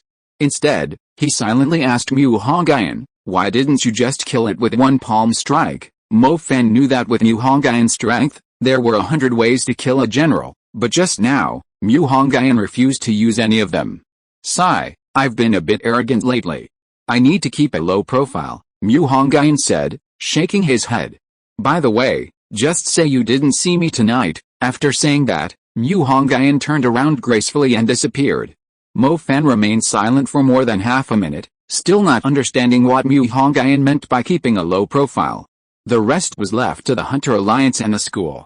Mu Hongyun appeared where Ai Tutu and Xianen were and had Qian inform Mu Nujio that the matter was resolved. After returning from the never-setting sun, Mu Hongyun received a call from Xiaozhen. The call was about the Kaza clan's extensive investigation into the person who kidnapped Dracula, and he told Mu Hongyun to keep a low profile recently. Mu Hongyun knew his own situation well. The seven-colored illusionary feather wouldn't act rashly over trivial matters, and the Golden Ape Emperor's injuries weren't fully healed, so he couldn't yet deal with the seven archangels of the Holy City. Therefore, in the months leading up to the end of the year, Mu Hongyun stayed obediently in Shanghai, cultivating and forging several magical artifacts. He had acquired many new materials from Dracula's treasury. In the battle at the wine cellar, his magical artifact, which wasn't quite a spiritual weapon, was shattered, and a breakthrough in his cultivation was still a long way off. He could only focus on increasing his combat power through magical artifacts and supernatural abilities. Dracula's treasury contained all the materials obtained from dissecting an adult sub-dragon monarch. Mu Hongyun used the sub-dragon monarch's spine, horns, and unusual teeth to forge a dragon prince spear, adding 12 restrictions, giving it the characteristics of wind, forest, fire, and mountain. He then used the strongest horn of the wyvern and another fang, along with purple diamonds from the Rocky Mountains, to forge a dragon sparrow blade. The blade was narrow and long, imbued with 10 restrictions. With only 2 offensive magical artifacts for now, Mu Hongyun used the remaining materials to forge a set of armor and 2 robes. Using the wyvern monarch scales, the thigh bone of an adult titan, Kunlun True Yangstone, the moon shadow pearl from the depths of the Pacific Ocean, and the blood amber of a vampire prince, he forged a set of sun and moon mystic armor, his strongest magical artifact, with 14 restrictions, just one short of becoming a Deo-level artifact. He then used the remaining materials to forge 2 sets of killing robes, each with only 7 restrictions. One set was for Mu Hongyun himself, and the other for Lingling. Mu Hongyun secluded himself for several months, undisturbed even by Meng Lan's renewed trip. Although his cultivation level didn't increase during this seclusion, his strength greatly increased. With a thought, Mu Hongyun's dark blue killing robe materialized automatically, and he silently appeared in the hunting lodge. Mu Hongyun's sudden appearance stunned everyone in the lodge. Old Man Bao, Leng Qing, Xiaoding, Fang Zheng, and Lingling all stared at him in disbelief. "Oh ho, everyone's here," Mu Hongyun laughed, breaking the silence. "You're finally awake. I thought you were dead," Lingling exclaimed excitedly upon recognizing Mu Hongyun. This was Mu Hongyun's first time in seclusion. He had been sitting there for months without eating or drinking, which had frightened Lingling. "Great. With Brother Mu, our chances of winning have increased significantly," Xiaoding said with a smile. "What kind of trouble have you guys gotten yourselves into now?" Mu Hongyun asked, squinting at them. "Take a look for yourself," Old Man Bao said, handing Mu Hongyun a commission document. Mu Hongyun glanced at it. The commissioner was the Lingai Tribunal, and the task was to protect Mo Fan. Holy crap, what enemies has Mo Fan gotten himself into this time? Wait a minute, Leng Qing, aren't you the vice chief judge of the Lingai Tribunal? Mu Hongyun seemed to have grasped the crux of the matter. The tribunal commissioned the Qingshan hunting grounds. "Leng Qing, you're not planning to launder money, are you?" Mu Hongyun said with an expression that seemed to see right through Leng Qing. "This commission was placed by Tang Yu. If Lingling hadn't told me, I wouldn't have known at all," Leng Qing explained. "Then what is Tang Yu doing here?" Mu Hongyun frowned. "The Black Vatican. The High Tribunal received intelligence that the Black Vatican has a big event planned, and Selang might come to Shanghai." Leng Qing explained why they had gathered here. "Selang, the contemporary Jiesu," Mu Hongyun muttered to himself. He was secretly pleased. If Selang was willing to change the location of the consecration ceremony to Beijing, Mu Hongyun would be quite willing to help him. If I'm not mistaken, the Black Vatican is probably here for Mo Fan and the Earthly Sacred Spring. Immediately, Mu Hongyun told everyone about Mo Fan and the Earthly Sacred Spring. Just then, Mo Fan walked in from outside. "What's wrong, Lingling? What happened?" "Oh, everyone's here. Old Mu, you've come out of seclusion." Mo Fan's expression was unusually complex upon seeing everyone. "Here, Mo Fan, there's a request here.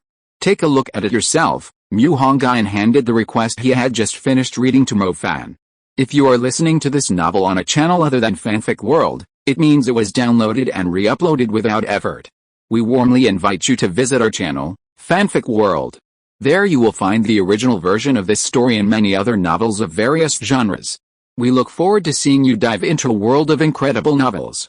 Chapter 136 The Clash of Light and Darkness.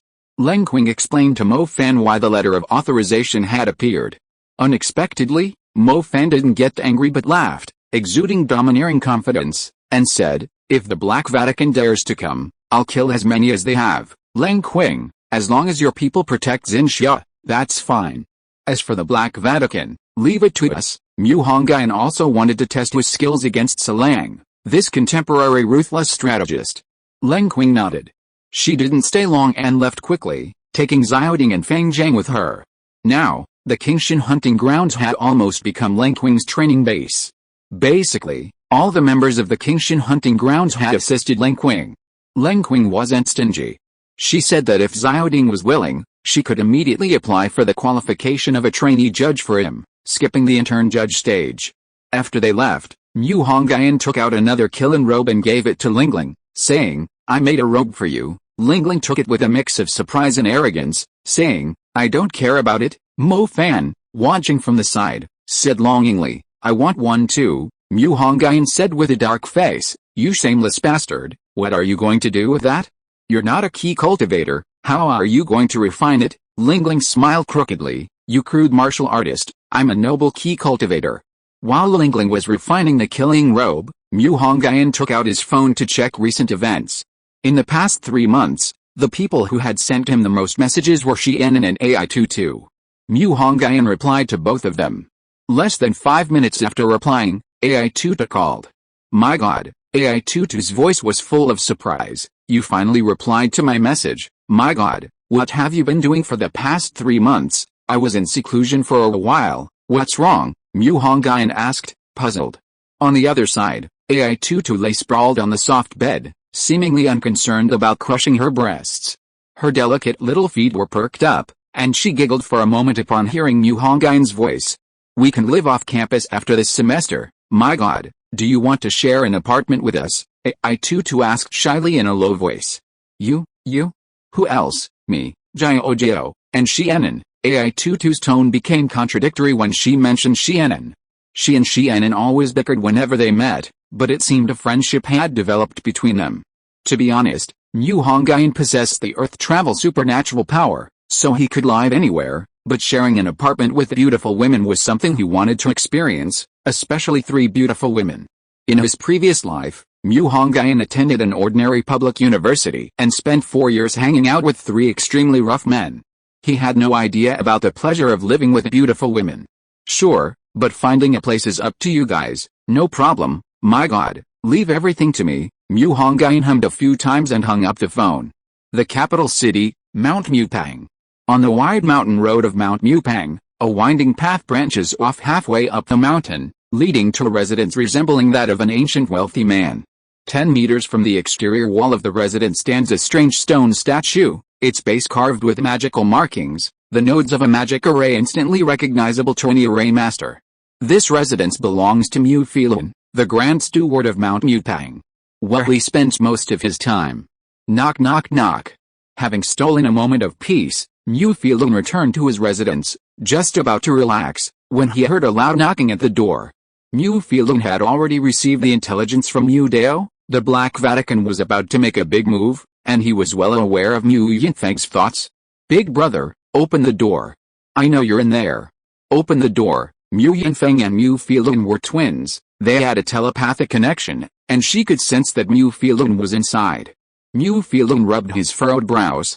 He had returned to his residence to avoid Mu Yinfeng, but he hadn't expected her to follow him here. Squeak! Mu Filun raised his hand, and with a few strokes of exquisite magic, the door opened. "Big brother, I've received important news." Mu Yinfeng rushed into the courtyard as soon as the door opened, excitedly addressing Mu Filun, who was reclining in an old rattan chair. "Are you planning to use the Black Church's troubles as an excuse to send assassins to deal with Mu Hongyun?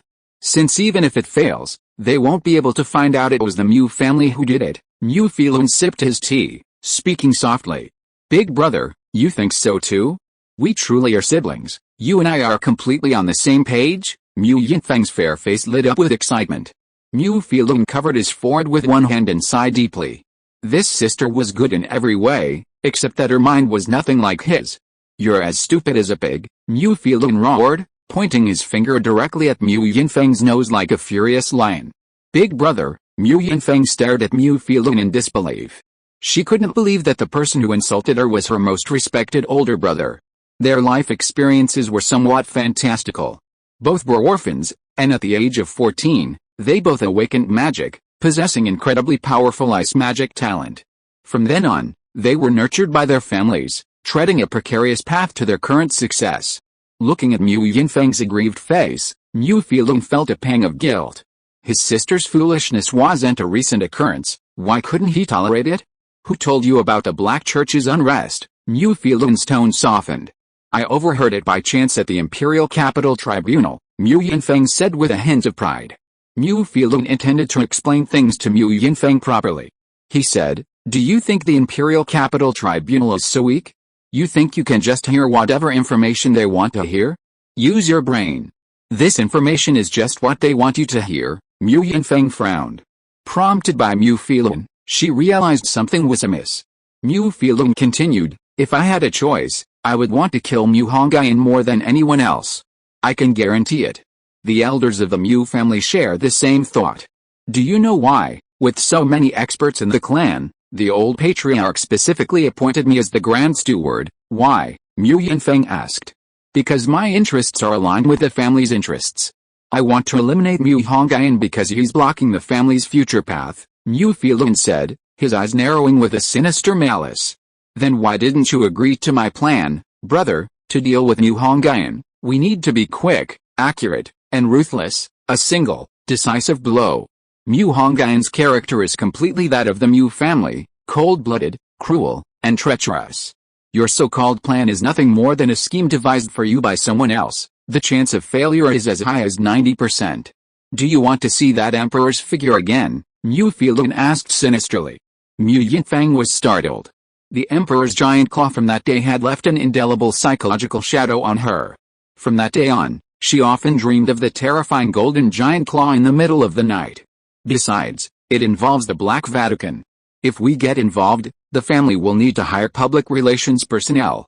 The events of this year haven't been suppressed yet, so you'd better not get involved with the Black Vatican. Mu Filong was referring to the entire Mu family's involvement with the Black Vatican in Bachan. They had paid a heavy price to protect Mu Ningsu and her two blood relatives. Chapter 137 Flying Sword removes head. Mo Fan arrived at the hunting lodge but found there were still no missions. He could only return to Mingzhu Academy to continue his meditation. He still had one more chance to enter the three-step tower, which he had obtained at the welcoming ceremony, but he hadn't used it yet.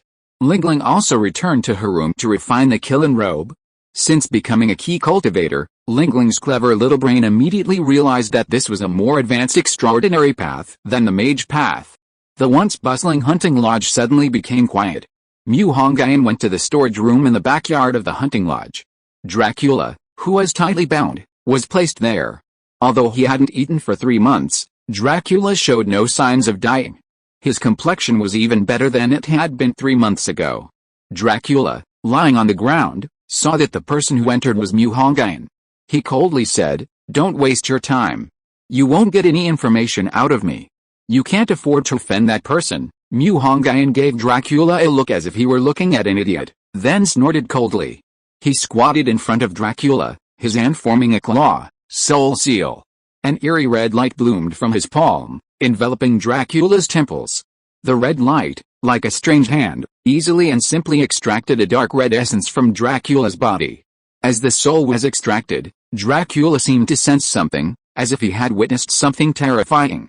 It seemed that due to the laws of the world, Dracula's soul would turn into an essence upon leaving his body. Mu Hongyun held the essence in one hand, using his divine sense to probe Dracula's memories. Skipping over useless memories, Mu Hongyun went straight to the memories of the thieves, human traffickers, group. The memory of Dracula's online presence was obscured by a gray mist, which Mu Hongyun quickly schemed, only making out one Asian face. As for the offline members, Mu Hongyun knew everything. Mu Hongyun summoned a vessel of the dead, encasing Dracula's spirit within. Sulu is really cautious, Mu Hongyun muttered to himself. Since I can't slay the dragon, I'll just cut off one of your legs first. Night fell, the stars twinkling like silver grains hanging in the starry night sky. Skyscrapers shone brightly, thousands of lights illuminated the city, and the silver building stood amidst golden light, like an ancient warrior clad in cold armor, guarding the center of a battlefield shrouded in golden mist. Under the bright moonlight, a gentle breeze fluttered the young man's robes, which radiated divine light. Perfect for testing my newly conceived flying sword, Mu Hongyun said, his gaze neither sad nor happy. The sword technique divine power includes a method for nurturing flying swords, with different methods available. From the moment Mu Hongyun acquired the sword technique divine power, he had been using visualization to nurture his flying sword, and it was completed during his recent seclusion. Go. First use the blood of these heinous criminals to temper your edge. A divine light shot out from between his brows, dazzling and radiant, with Taoist runes inscribed all over the sword's body. The sword's name was Xuxin. His days and nights of meditating on the Tongshan Dizhensishan II, a diagram of the four saints fighting alone in the heavens, had not been in vain.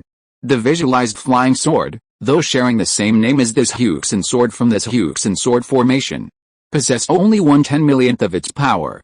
However, it was more than enough to deal with these scum who stole toddlers and children. The flying sword plunged into the Pudong district, one light after another went out, one head after another fell to the ground, and in less than a minute, Xuxin returned to his brow. Mu Hongyun knew that Sulu wouldn't care about the lives of these scum, and that these groups would likely be resurrected in a few days. But it doesn't matter. He'll kill them every time they appear, until no one dares to risk their life for Sulu anymore. You have to be alive to spend money, right? A week after eliminating the thief group, Hideochin returned to the Azure Sky hunting grounds with a triumphant expression, his eyes filled with joy. He said, "Little Mu, I successfully sensed that sharp, aloof element. That must be the metal element you mentioned." Mu Hongyun was overjoyed and said, "Then it seems the principle of the 5 elements generating each other is correct." However, Hideochin suddenly said shyly, "However, I can't absorb that element. The earth element in my body is nearing perfection, and now it strongly rejects all elements. Mr. Ki, you can start cultivating the 5 elements Ki absorption method that I passed on to you. After converting the earth element in your body into earth elemental spiritual power, then absorb the metal element through a medium, and all problems will be solved." This was the path to becoming an emperor that Mu Hongyun specially designed for Hideochin. According to Mu Hongyun's plan, after cultivating the metal element to its peak, Mr. Ki should be able to become a sub-emperor. After cultivating 3 elements, he would step into the middle emperor realm, 4 elements would make him a high emperor, and 5 elements would allow him to contend with the ruler. Good, Hideochin nodded heavily. The 5 elements Ki cultivation method is a Ki cultivation method carried by the guiding and invigorating supernatural power, and it is not the same method as the Shanking Great Cave True Scripture that Qinling learned. One is a Ki cultivation method, and the other is a golden elixir method. They belong to 2 paths on the road to immortality, but both aim to achieve immortality. The Ki cultivation method is a path to immortality established for all living beings, requiring extremely high talent and spiritual roots. In the magical world, only a holy spirit like Mr. Ki can cultivate it. The golden elixir method is a path to immortality specifically established for humans, with complicated steps and realm divisions, but each realm has a chance to receive blessings from the heavenly Dao, transforming the acquired into the innate. While Hideochin was converting earth element into earth elemental spiritual power, Mu Hongyun needed to quickly refine the metal elemental medium. Originally, Mu Hongyun planned to forge the 5 elements flag, but earth elemental power was based on Hideochin himself. Without a flag, the 5 elements flag would be meaningless. Therefore, Mu Hongyun had to rethink his plan. He asked Hideochin, "Mr.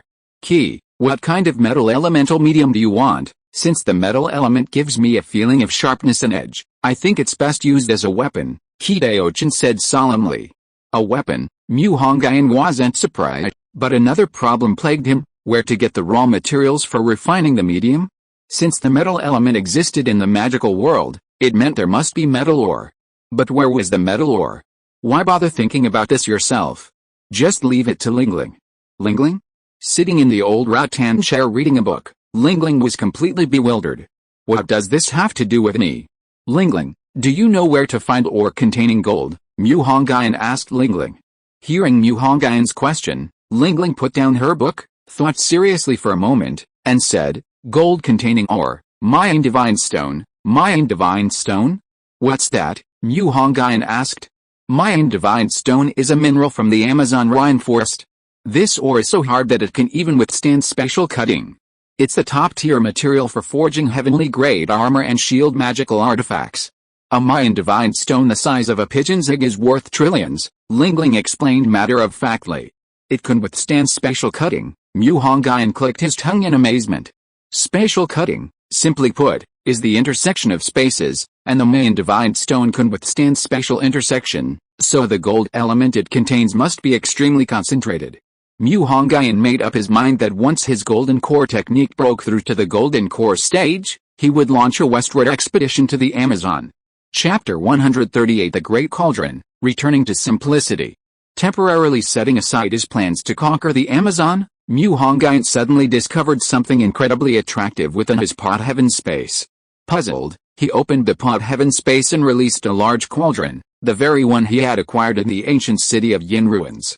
Mu Hongyun had previously examined the cauldron with his divine sense. It wasn't a magical artifact, but rather an ordinary bronze vessel.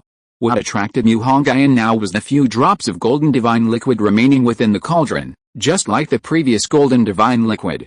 How could this be? Could this cauldron spontaneously generate golden liquid? A ripple of thought stirred within Mu Hongyun. Initially, he had thought the cauldron was merely a container for the golden liquid, but now it seemed its appearance was inextricably linked to it. The golden liquid was highly beneficial to Mu Hongyun's mountain-carrying divine ability. If he could master this liquid, upgrading his mountain-carrying divine ability would be just around the corner. Mu Hongyun closed his eyes and began to recall what he had done with the cauldron. He seemed to have used it to hit Panku at Hongqiao Airport, and it appeared a pool of blood had flown into the cauldron. Could it be, this cauldron possessed the power to return to simplicity, capable of refining demon blood into golden divine liquid? Mu Hongyun was stunned by his own conjecture. Seeing Mu Hongyun suddenly pull out the cauldron, Lingling slapped her forehead and said, "Right, I've deciphered some of the symbols recorded in the Yin ruins. What do those symbols mean?" Hearing Lingling's words, Mu Hongyun, no longer observing the cauldron, asked her. "The symbols I deciphered mean country, ruler, or lord. It should mean that the statue is of a ruler from the Shang dynasty," Lingling said with an air of maturity. The study of oracle bone script in the magical world was extremely difficult, even more so than in the technological world. Lingling's ability to decipher those three characters was truly remarkable. In a luxurious hotel in Lujiazhu, a woman with a beautiful face but sharp features emerged. Even in the bustling, golden city of Lujiazhu, she remained the most captivating beauty. Gazing at the city, more dazzling than diamonds, a sense of destruction rose within her. Although the horrific Bo City incident had made her name known throughout the world, attracting countless villains to her cause, what was the point of destroying a small city of a few 100,000 people? Once she obtained the sacred spring, she would show the world the grandeur of her godhood celebration. The supreme monarch would be nothing more than a blade in her hand. Ouch! Just as Salang was lost in thought, a little girl of about 4 or 5 years old bumped into her leg without noticing. "Yeo!" A gentle woman immediately rushed over anxiously. The cry of ouch came from the little girl, whose round, chubby face was incredibly cute. The gentlewoman, perhaps fearing Salang might harm the child, hurried over. Before she could reach her, Salang helped the little girl up. "Sister, I'm sorry," the little girl said softly, her eyes red-rimmed. "It's all right, go play." Salang's gentle smile made it impossible to tell she was one of the 7 cardinals of the Black Vatican. She gently wiped away the little girl's tears, as if handling a fragile piece of porcelain. "I'm sorry for the trouble," the gentlewoman, the little girl's mother, said apologetically to Salang. "It's nothing," Salang waved casually. After the mother and daughter had walked away, Salang sat back down in her original spot. The surrounding area was bright, but where she sat was shrouded in darkness. Several hundred meters from the mouth of the Huangpo River, Mu Hongyun made a swift and decisive move, like a dragon entering the sea, quickly capturing a blue-blooded water ghost of the great general level. Mu Hongyun's gaze was indifferent as he twisted the blue-blooded water demon's neck as easily as wringing out a soda can. The eerie blue blood flowed into the cauldron, and the moment it entered, The blue mist-like poisonous gas instantly evaporated. In Mu Hongyun's vision, the demonic blood in the bronze cauldron rapidly evaporated, the chaotic matter disintegrating into magical elements, leaving only a thin layer of golden divine liquid at the bottom of the cauldron. Ha, so this cauldron is the real treasure. A single warrior demon can refine 5 liters of golden divine liquid, while I only need 1 cauldron of it to push the dragon-following tiger bone to perfection. Mu Hongyun burst into laughter. Mu Hongyun's voice quickly attracted the attention of countless demons. Looking around, countless sea monsters stretched out their bizarre heads. These demons were drawn by the magic stone conversion array at the estuary, but due to the safety barrier, they could only observe from afar and could not touch it. The sea monsters stared at Mu Hongyun with savage, cruel eyes, sonic waves emanating from their throats creating ripples. Mu Hongyun deduced that they were plotting how to devour him. But before their discussion could end, he suddenly felt the seawater stop moving, solidifying as if space itself had frozen. Water Forbidden Domain, open. The Water Forbidden technique was released centered on Mu Hongyun, disabling all water elemental laws within the area, allowing only Mu Hongyun to control it. 9 transformations of calamity. Mu Hongyun summoned the Dragon Prince Spear and plunged it into the sea. Upon entering the water, the spear immediately transformed into a 100-meter-long dragon, its 12 seals radiating a killing light. The wave surged, and the waters trembled. Mu Hongyun's 9 transformations of calamity quickly transformed the surrounding sea into a turbulent sea filled with cursed seals. These seals swiftly slaughtered the sea monsters, transforming them into calamity demons. Simultaneously, the bronze cauldron floated on the sea surface, countless demonic bloodstains flying back into the cauldron like water being sucked in by a dragon. About an hour later, all the sea monsters within 100 miles had been transformed into malevolent demons. Mu Hongyun waved his hand, collecting them all into the 9 transformations of calamity. Come back, with a thought, Mu Hongyun's Dragon Prince Spear transformed back into its original form and returned to his hand. The more demon blood there was, the more intense the reaction of the bronze cauldron became. At this moment, the cauldron was filled with thunder, and its body became light glass, shimmering with an unusual brilliance. Mu Hongyun stood beside the cauldron for a full day and night, until the demon blood inside was finally refined into golden divine liquid. A full cauldron of demon blood yielded only 5 kilograms of golden divine liquid. Mu Hongyun used the drinking water's supernatural power to control it, opening the abyss's maw and inhaling it all into his body. The seemingly viscous and scalding golden divine liquid was actually quite sweet. After entering his chest cavity, it immediately transformed into a warm current that spread to his limbs, bringing his dragon marrow and tiger bone to the peak of the mid-stage. After mastering the dragon and tiger true scripture, you will obtain a physical body-derived supernatural power. This power will increase in strength according to the physical body. P.S. Some people may forget that the Dragon and Tiger True Scripture is a body-forging technique attached to dragon marrow and tiger bone, and it is a stage-based technique. The cultivation of the Dragon and Tiger True Scripture is linked to dragon marrow and tiger bone. Chapter 139 Why can't I participate in the main campus assessment? New semester, new look. During this winter break, Mu Hongyun was utterly lost. Wasn't the Black Vatican supposed to be having a big event? Why couldn't he find them anywhere in Shanghai? During this time, Mu Hongyun was practically on a killing spree, constantly repeating the 3 tasks of slaying demons, refining blood, and devouring souls. You might think it's simple, but it's not actually that difficult. The golden divine liquid he'd been using these past few days had pushed his progress in the mountain carrying technique, dragon marrow and tiger bone, to the later stages, bringing his foundation establishment to near perfection. Meanwhile, the remnants and essences dropped by demons were absorbed by Lucifer's spiritual armor, and both stardust fragments had been pushed to the initial 3rd level. At the start of the new semester, in Dean Zio's office, Mu Hongyun loudly questioned, Dean Zio, why can't I participate in the main campus assessment? This is discrimination, blatant discrimination.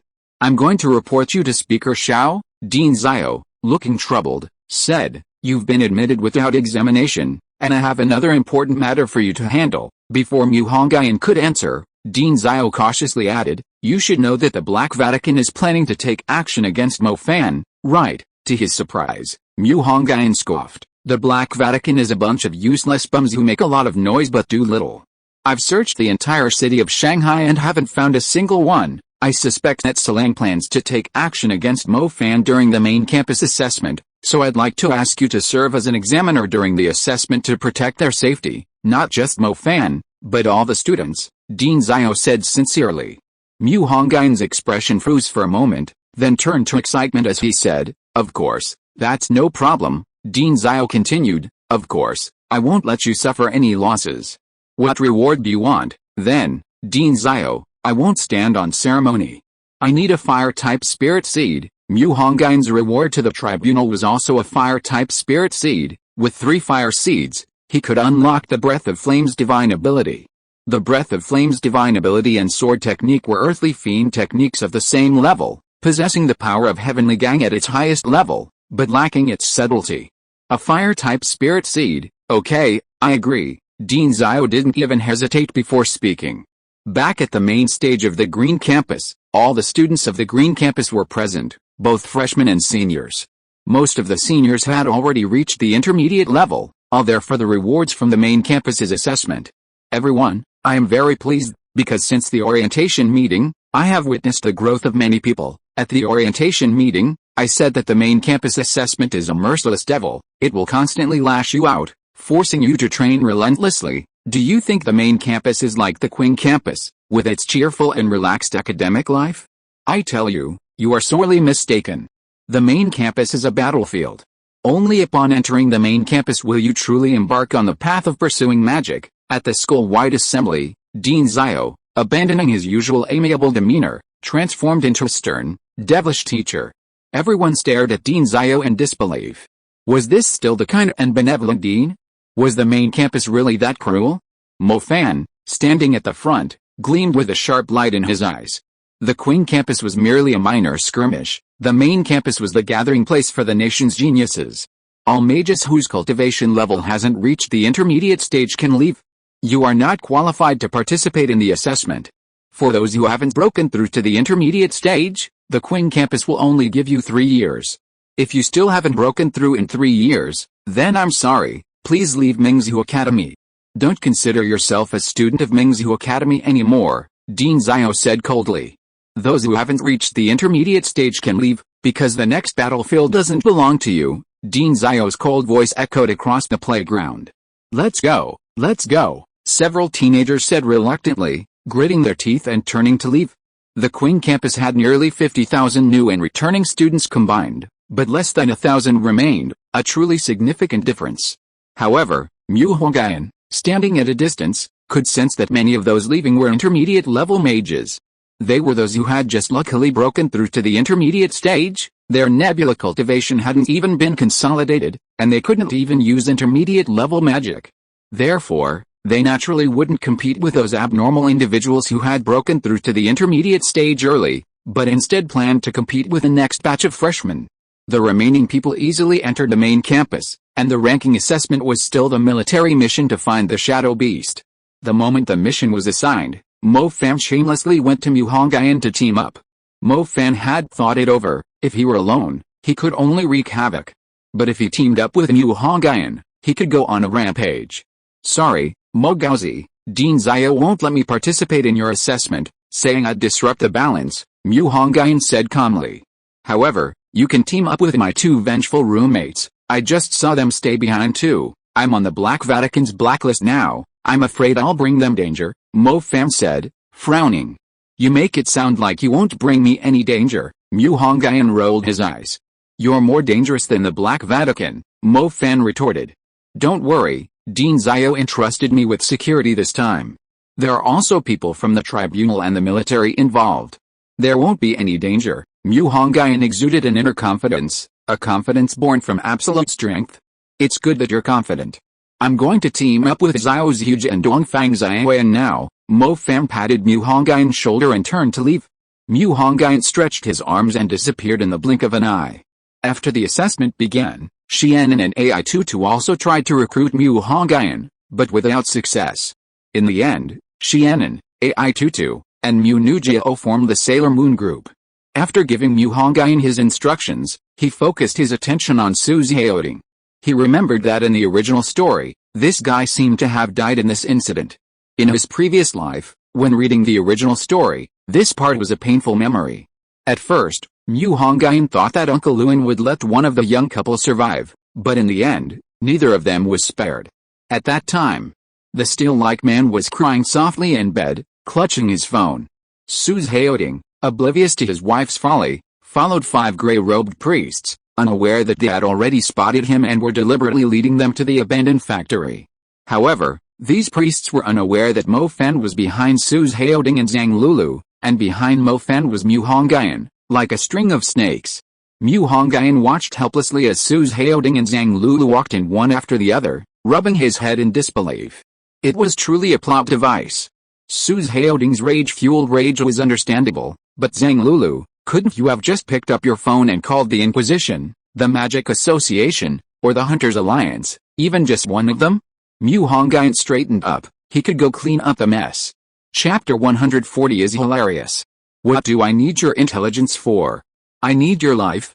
In the abandoned factory, Su's Haoding was besieged by 5 gray-robed priests and 25 black beast demons. A look of rage flashed across his face, a fierce determination rising within him, a resolve to die alongside one of them, even at the cost of his own life. Suddenly, Su Lulu rushed out, shouting, "Zhaoding, I've come to save you." She had barely entered the factory when she was blocked by 4 hideous black beast demons. Their beady eyes gleamed with ferocious light. These psychologically twisted and perverse monsters delighted in tormenting the living. Although Su Lulu was a mid-level mage, not every mage could single-mindedly unleash magic when facing demons. Su Lulu had previously lived in an ivory tower, her battles limited to controlled, tamed or summoned beasts. She had never truly fought demons. In fact, only by facing real demons, witnessing the indifference to life in their eyes, and then gripping the magic in her hands, could one truly grow. Zhang Lulu was clearly unprepared to face the demons. Gray 2, go kill that woman. We'll take this kid and leave first. Gray 1 stomped hard on Su's Haoding, ignoring Su's Haoding's furious glare, and said coldly, "You dare?" Su's Haoding roared violently. HMPH, what wouldn't I dare? Gray 2 controlled 5 black beast demons to surround Su Lulu. Boom. A figure suddenly smashed through the roof of the abandoned factory, landing in the center of the factory like a cannonball. The huge shockwave from the landing instantly overturned the surrounding gray-robed priests and black beast demons. A ray of sunlight shone through the broken roof, falling on Mu Hongyun, like a god descending to earth. It's okay to be bad, but you can't be both bad and stupid. Look at you guys, becoming gray-robed priests is already a huge misfortune for the Black Vatican. Mu Hongyun's killing robe reflected 9-colored light, and his eyes seemed to contain lightning, so bright. Mu Hongyun snapped his fingers lightly, and all the black beast demons seemed to be imbued with 1,000 pounds of weight, collapsing to the ground one by one. With the applied gravity, they were all crushed into putty, like sheets of paper stuck to the ground. There were no fancy elements, only an extremely bizarre and mysterious method. Su's Haoding and Zhang Lulu stared blankly at this young man, who was as powerful as a god, their hearts surging with shock and joy. The 5 gray-robed priests were blasted away by the sudden pressure. When they got up, they found that all the contracts they had established with the black beast demons had been extinguished, their eyes nearly popping out of their sockets. "Grand Master, spare us. We have important intelligence." Gray 1 immediately realized he had encountered a tough opponent. He knelt down in fear, shouting loudly to Mu Hongyun. Mu Hongyun smiled. He was amused. What intelligence could your gray-robed priests possibly possess? Besides, I'm after your lives. What would I need intelligence for? The gray-robed priest was stunned. So many people captured the Black Vatican for intelligence, why was he going against the grain? Su's Haoding and Zhang Lulu were also somewhat bewildered, seemingly finding a grain of truth in Mu Hongyun's words. Dark gate, white bones. Mu Hongyun controlled the stardust within his soul, connecting it into a magnificent star trail. A ghostly gray gate pierced through space, descending before him. Creak, the dark gate opened outwards. And a dark purple, malevolent wind instantly swept through the entire factory. The gray-robed priest shivered upon contact with this evil wind. "You scum who call yourselves demons, I'll show you what true hell is." Within the dark gate lay the territory of the dark dimension, the realm of the dead, the strongest known dimension. A series of clanging sounds suddenly echoed from within the dark gate, an aura of darkness, curses, and terror. The sound was like the footsteps of death, trampling on the hearts of the 5 gray-robed cultists. Suddenly, Chains adorned with frost and flames extended from the dark gate, their bone-forged chains piercing the hearts of the gray-robed cultists like mad snakes. Bang bang bang bang, a strange banging sound rang out from within the gate, and the 5 gray-robed cultists, their hearts pierced, suddenly rose as if they were walking corpses. Their faces were blank, their movements wooden, like old zombies who had been dead for over a decade. Guided by the banging sound, they walked numbly and strangely into the dark gate. All right, lads, problem solved. Mu Hongyun closed the dark gate, beckoned to the young couple lying on the ground, and roused their spirits. Zhaoting, we survived. I felt it. The two finally embraced, tears streaming down their faces. How could one appreciate the beauty of life without experiencing the cruelty of death? Mu Hongyun, like Ultraman after defeating a monster, nodded slightly to Mo Fan in the shadows, then vanished into thin air. Just now, Mu Hongyun suddenly noticed that the sword energy he had planted earlier was reacting. It was the sword energy he had planted on Yuang, the first sword energy he had ever planted on someone. After leaving Bo City, he lost contact with that sword energy, thinking Yuang was dead. Unexpectedly, just now, he felt that sword energy again. It seemed Yuang had come to Shanghai. Guided by the sword energy, Mu Hongyun found a slightly desolate alley. Here, he smelled the stench unique to the Black Beast demon, and he knew he hadn't come to the wrong place. The alleyway was lined with old wooden doors.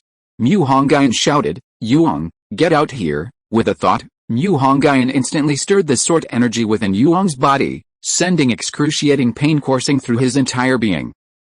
A piercing scream suddenly echoed from the alleyway, and then a black-clad priest staggered out of a courtyard. My lord, spare me. Yuang groveled at Mu Hongyun's feet like a dog, his face contorted with pain and malice in the shadows.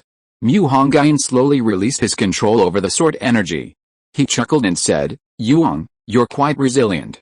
I thought you'd die in Bo City, thanks to my lord. Yuang lowered his head, kneeling on the ground, and said in a hoarse voice, I heard that Selang also came this time. Is that true? Mu Hongyun asked with a cold smile. How could a mere black-clad man like me know about Lord Selang's affairs? I was only ordered to seize the earthly sacred spring from Mo Fan, Yuang said honestly.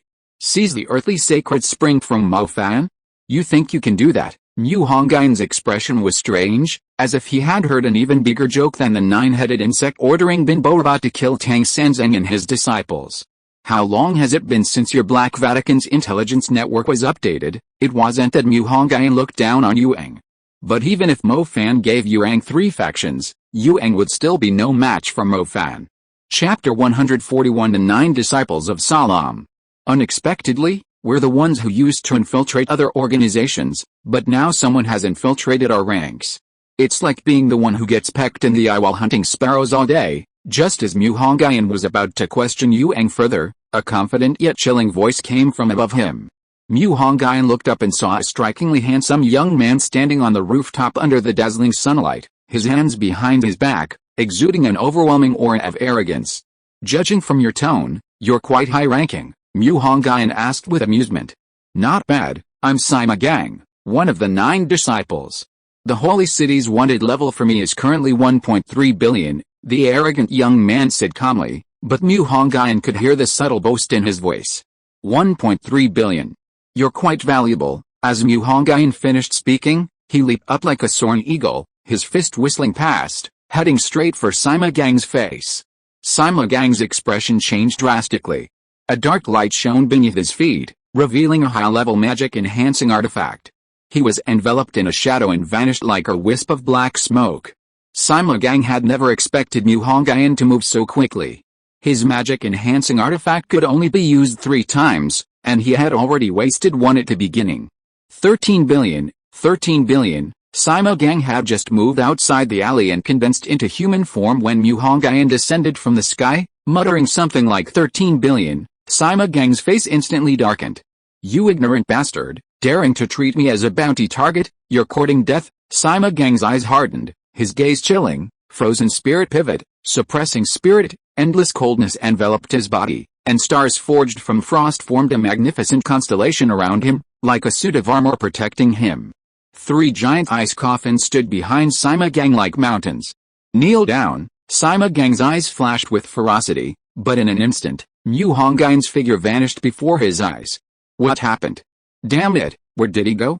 Sima Gang's tongue tasted bitter. Mu Hongyun used his invisibility technique to disappear from Sima Gang's side in an instant. He appeared behind Sima Gang, the 5 mountains root key flowing in his palm, 5 mountains great handprint, black hand. Mu Hongyun condensed an incomparably fierce flowing light handprint and smashed it towards the back of Sima Gang's head. Sima Gang felt a fierce wind howling behind him. He was horrified. Why was this person so despicable, attacking him in front of him?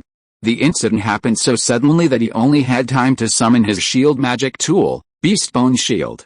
A shield that gathered countless resentments and death energy suddenly appeared behind him, blocking his body.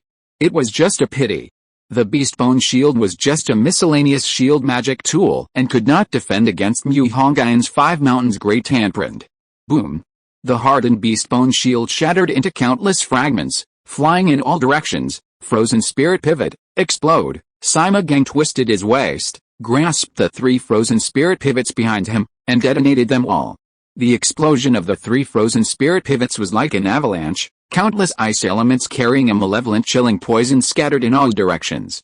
Even with Mu Hongyun's powerful physique, he was poisoned by the malevolent chilling poison. But fortunately, he fully activated the Dragon Tiger True Scripture, quickly expelling the azure chilling poison. You have guts. Enduring excruciating pain to detonate magic, Mu Hongyun drew his dragon spiral blade from the void, pointing the tip at Sima Gang's nose. I'm too lazy to argue with you. Look at your feet. Sima Gang smiled coldly. A sinister spiderweb pattern appeared beneath Mu Hongyun's feet, and a black and red evil spider appeared above his head. This was a mid-level curse spell, Evil Spider Trap. As Sima Gang manipulated it, several scarlet threads fell from the evil spider, binding Mu Hongyun's hands and feet. The curse, brimming with murderous power, attempted to invade Mu Hongyun's body. Mu Hongyun casually twirled his sword. The scarlet spider silk severed itself upon contact with a dragon sparrow blade. The black-red spider, receiving feedback from the silk, revealed terror and fear in its 16 pairs of eyes. Do you really think my 9 restrictions were for nothing? Mu Hongyun sliced the black-red spider in 2 with a single stroke, causing it to dissipate into the air. 13 billion, I advise you to surrender. Otherwise, if you lose an arm or a leg, and the holy city reduces my bounty, I'll be heartbroken. My name is Sima Gang, not 13 billion, Mu Hongyun then thought, why waste words with you? I'll just take you down. Taeyan, sitting tall amidst frosty skies, Mu Hongyun lightly raised his blade, and a chilling aura, seemingly emanating from the depths of space, suddenly appeared, the frost and snow of countless ages, the yin and yang of the boundless universe. Before the sword intent even emerged, a chill capable of freezing the starry sky enveloped Sima Gang. In an instant, Sima Gang seemed to see a sword cleave through nebulae, extinguishing millions of stars. Sima Gang suddenly knelt down, faced with this invincible sword intent. He had no will to resist. Even if you kneel down and beg for my life, it's not impossible. Mu Hongyun remembered his 1.3 billion worth of sword energy, calmly suppressing the Taeyan sword energy he had raised high. You should thank the holy city for surviving, you know? Thank them for setting such a high price for you. I can't bear to kill you now. Mu Hongyun shook his head and patted Sima Gang on the back of the head. Sima Gang dared not utter a word of this. Bewitching talisman. Mu Hongyun affixed a blue-grade bewitching talisman to Sima Gang's forehead. The wondrous restriction immediately caused Sima Gang's consciousness to become confused. Because he still needed to protect the students taking the assessment, Mu Hongyun first threw Sima Gang into the Oriental Pearl Advanced Tribunal, which was Wu Yuang's territory. Old man Wu, this is a blue-robed instructor worth 1.3 billion. You better keep a close eye on him and don't let him escape, Mu Hongyun said in a very urgent manner. Worth 1.3 billion? You haven't been scammed, have you? Ordinary blue-robed deacons only have a bounty of a few hundred million, Wu Yuang stroked his beard and said. He said it himself. He also said he was one of the 9 disciples. What does 9 disciples mean? Mu Hongyun asked casually. What? Upon hearing Mu Hongyun's words, Wu Yuang immediately jumped up from his chair. He exclaimed in shock, 9 disciples. That's indeed worth 1.3 billion, Wu Yuang circled Sima Gang a few times, his eyes looking at him as if he were some rare treasure. Then explain yourself. What are the 9 disciples? Mu Hongyun asked, squinting. He'd almost forgotten these details from the original story, so he desperately needed to brush up.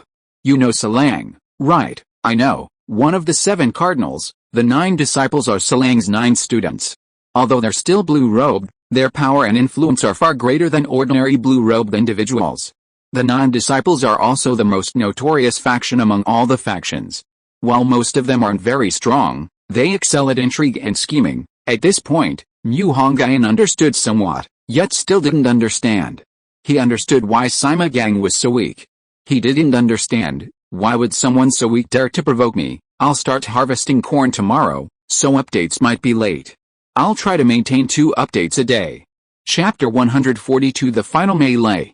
Although Sima Gang had been captured, according to the tribunal's investigation, another blue-robed instructor was hiding around Shanghai. Therefore, after handing Sima Gang over to Wu Yuang, Hongyun quickly returned to the vicinity of Mingzhu Academy. The current situation was that Mo Fan's 3-person team had successfully captured the Shadow Beast, but getting it into the iron cage remained a challenge. Anyone with common sense would have noticed a pattern after reading the instructions. Success meant getting the Shadow Beast into the iron cage, so many people would be lying in wait around it. Although the Shadow Beast was now in the hands of Mo Fan, Zhuge Lindong, and Dongfang Xiaoyan, Mo Fan's face was still filled with doubt. Wasn't a black church supposed to be after me? Why hasn't anyone made a move yet? Mo Fan thought to himself. He couldn't believe that the 5 gray-robed cultists had already died tragically, and Yuang was too terrified by Hongyun tracked. Only the 2 stubborn fools lurking within Mingzhu Academy remained oblivious, still carrying out the order to seize the earthly holy spring. In the small courtyard rented by Dongfang Xiaoyan and Zhuge Lindong, a cheetah-like beast with dark purple fur and star-like stripes lay in a corner. Beside it stood a terrifying, ferocious demonic wolf several times larger than an ordinary warrior. Its head resembled both a wolf and a bear, its body was massive and covered in dark red hellish stone armor, and its limbs were unbelievably thick, almost as long as the Shadow Beast's waist. This was Mo Fan's dimensional summon beast, the hellish bear wolf. The hellish bear wolf occasionally patted the Shadow Beast with its paws, as if saying, "Little brother, be sensible and don't even think about escaping, or I won't hold back. Mo Fan, you're quite cunning. Tell me, how can we lock the Shadow Beast in the iron cage without anyone noticing?" Dongfang Xiaoyan asked, munching on some skewers. Who are you calling a cunning strategist? When it comes to plotting and scheming, who can compare to little Zhuge? Mo Fan looked at Zhuge Lindong. Zhuge Lindong declared loudly, my ancestor used nothing but open strategies, not underhanded schemes. However, I do have a plan. Zhuge Lindong roared, then suddenly spoke. Explain in detail. Mo Fan and Dongfang Xiaoyan craned their necks, their round heads bobbing. My innate talent is called the 8 trigrams formation. When combined with chaos magic, it can create 8 sets of physical illusions. Under the cover of these illusions, we can send the Shadow Beast into the iron cage. Zhuge Lindong spoke sincerely, revealing his most secret weapon. It was clear that Zhuge Lindong truly considered the 2 friends. Of course, it couldn't be ruled out that he was using open strategies, a true exchange of sincerity. After all, his ancestor was a master of open strategies. Chaos magic? Your first elemental awakening is chaos magic, Dongfang Xiaoyan exclaimed in shock. What is chaos magic? I've never heard of it before. Mo Fan, who prided himself on having mastered high school level knowledge and knowing the 4 major magic categories, was still bewildered by the sudden appearance of chaos magic. This wasn't surprising, as chaos magic was incredibly obscure. Probably 80% of the students at Pearl Academy were unaware of it. Pearl Academy didn't even offer this major. It was likely only a few ancient magic academies in the entire Eastern Empire that offered this niche subject. For example, the Jiksha Magic Academy, Yulu Magic Academy, and Xianshan Academy. These ancient historical academies, unknown to the world, possessed magical knowledge lost to history. Chaos magic is also a type of dimensional magic. If the awakening probability of a high-level mage's special magic is only 1 in 10,000, the awakening probability of chaos magic is 1 in 50,000, Dongfang Xiaoyan patiently explained to Mo Fan. Since Brother Zhuge has spoken so frankly to me, I won't hide anything. My innate talent is the myriad flames. You should know that the conditions for mages to absorb elemental flames are extremely demanding, right? Mid-level mages can only absorb spirit-level flames, and at higher levels, absorbing soul fire will overwrite the characteristics of spirit fire. But my talent is to absorb elemental flames without any restrictions, Dongfang Xiaoyan said with a shy smile. Mo Fan exclaimed in envy upon hearing this talent. Awesome, brother Ho Ho. Your talent is just brute force without limits. Mo Fan was a mage who admired brute force and also possessed fire elemental abilities, so he could imagine how monstrous this talent would be. In the later stages, a single super-level spell could burn the heavens and boil the seas. Brother Ho Ho, your talent is terrifyingly powerful, Zhu Lindong said, clasping his hands in a fist salute. Just lucky, Dongfang Xiaoyan smiled shyly. Cough cough cough cough cough, Mo Fan cleared his throat, a slight smile playing on his lips. Now it was his turn to show off. Since you two brothers trust me so much, I won't pretend anymore. I'll lay my cards on the table.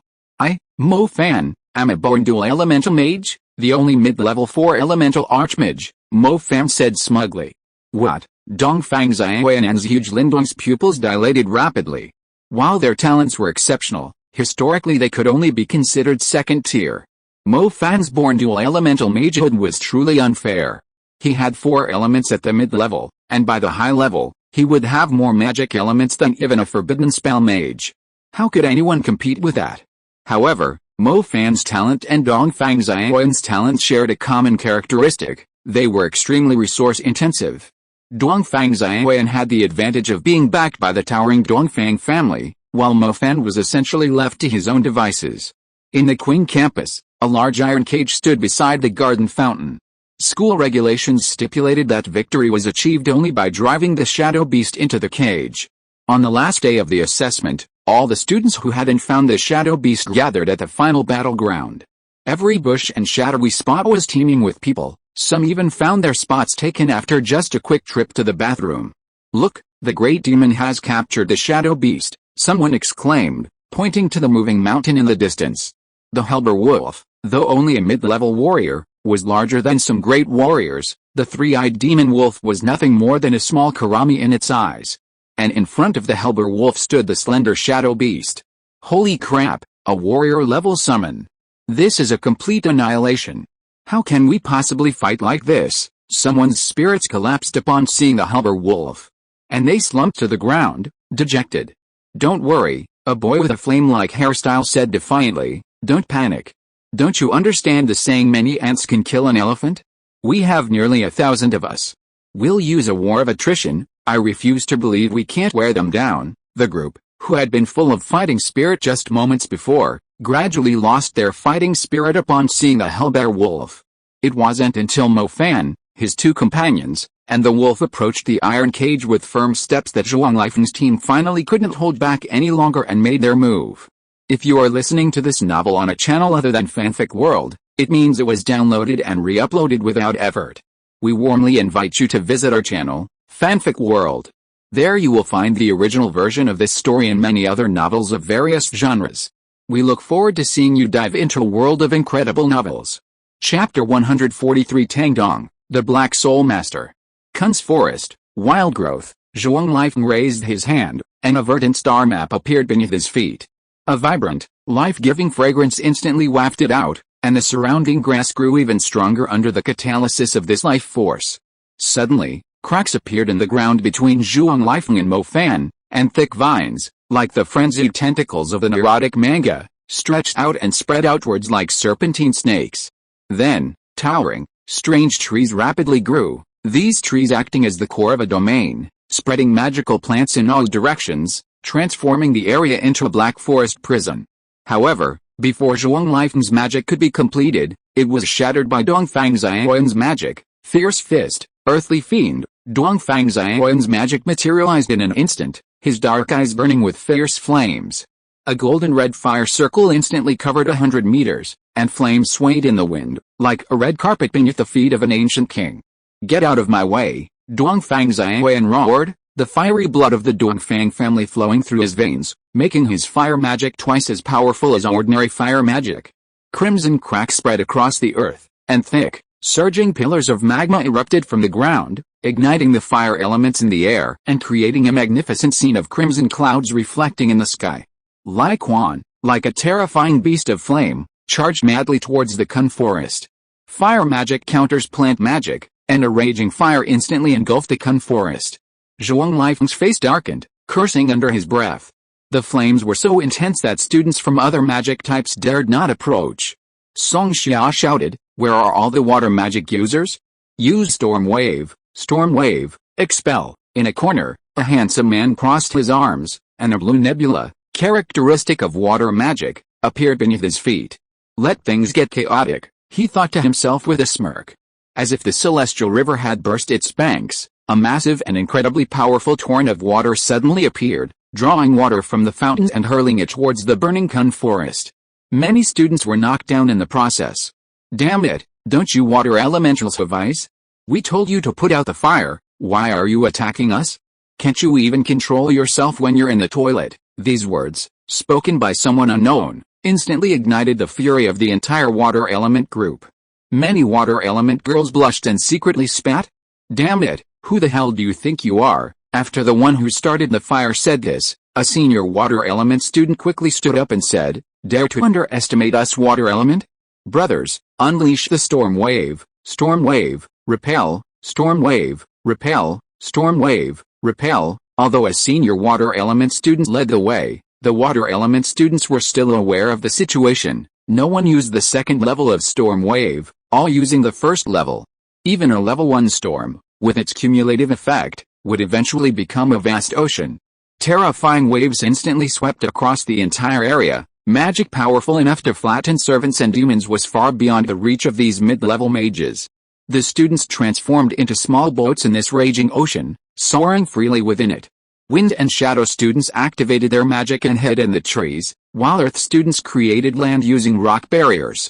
Students of other elements also used their unique abilities. Mo Fan, Dongfang Xiaoyan, and Zhuge Lindong climbed directly onto the back of the old wolf. After all, the water wasn't even as high as the hellish bear wolf's legs, so there was no need to worry. In the distance, Dean Xiao told the head of studies that the Night Domination Array could be activated. The Night Domination Array was a high-level shadow magic, now activated as a magic array. Its power increased tenfold. Within the array, all magic except dark magic would be weakened.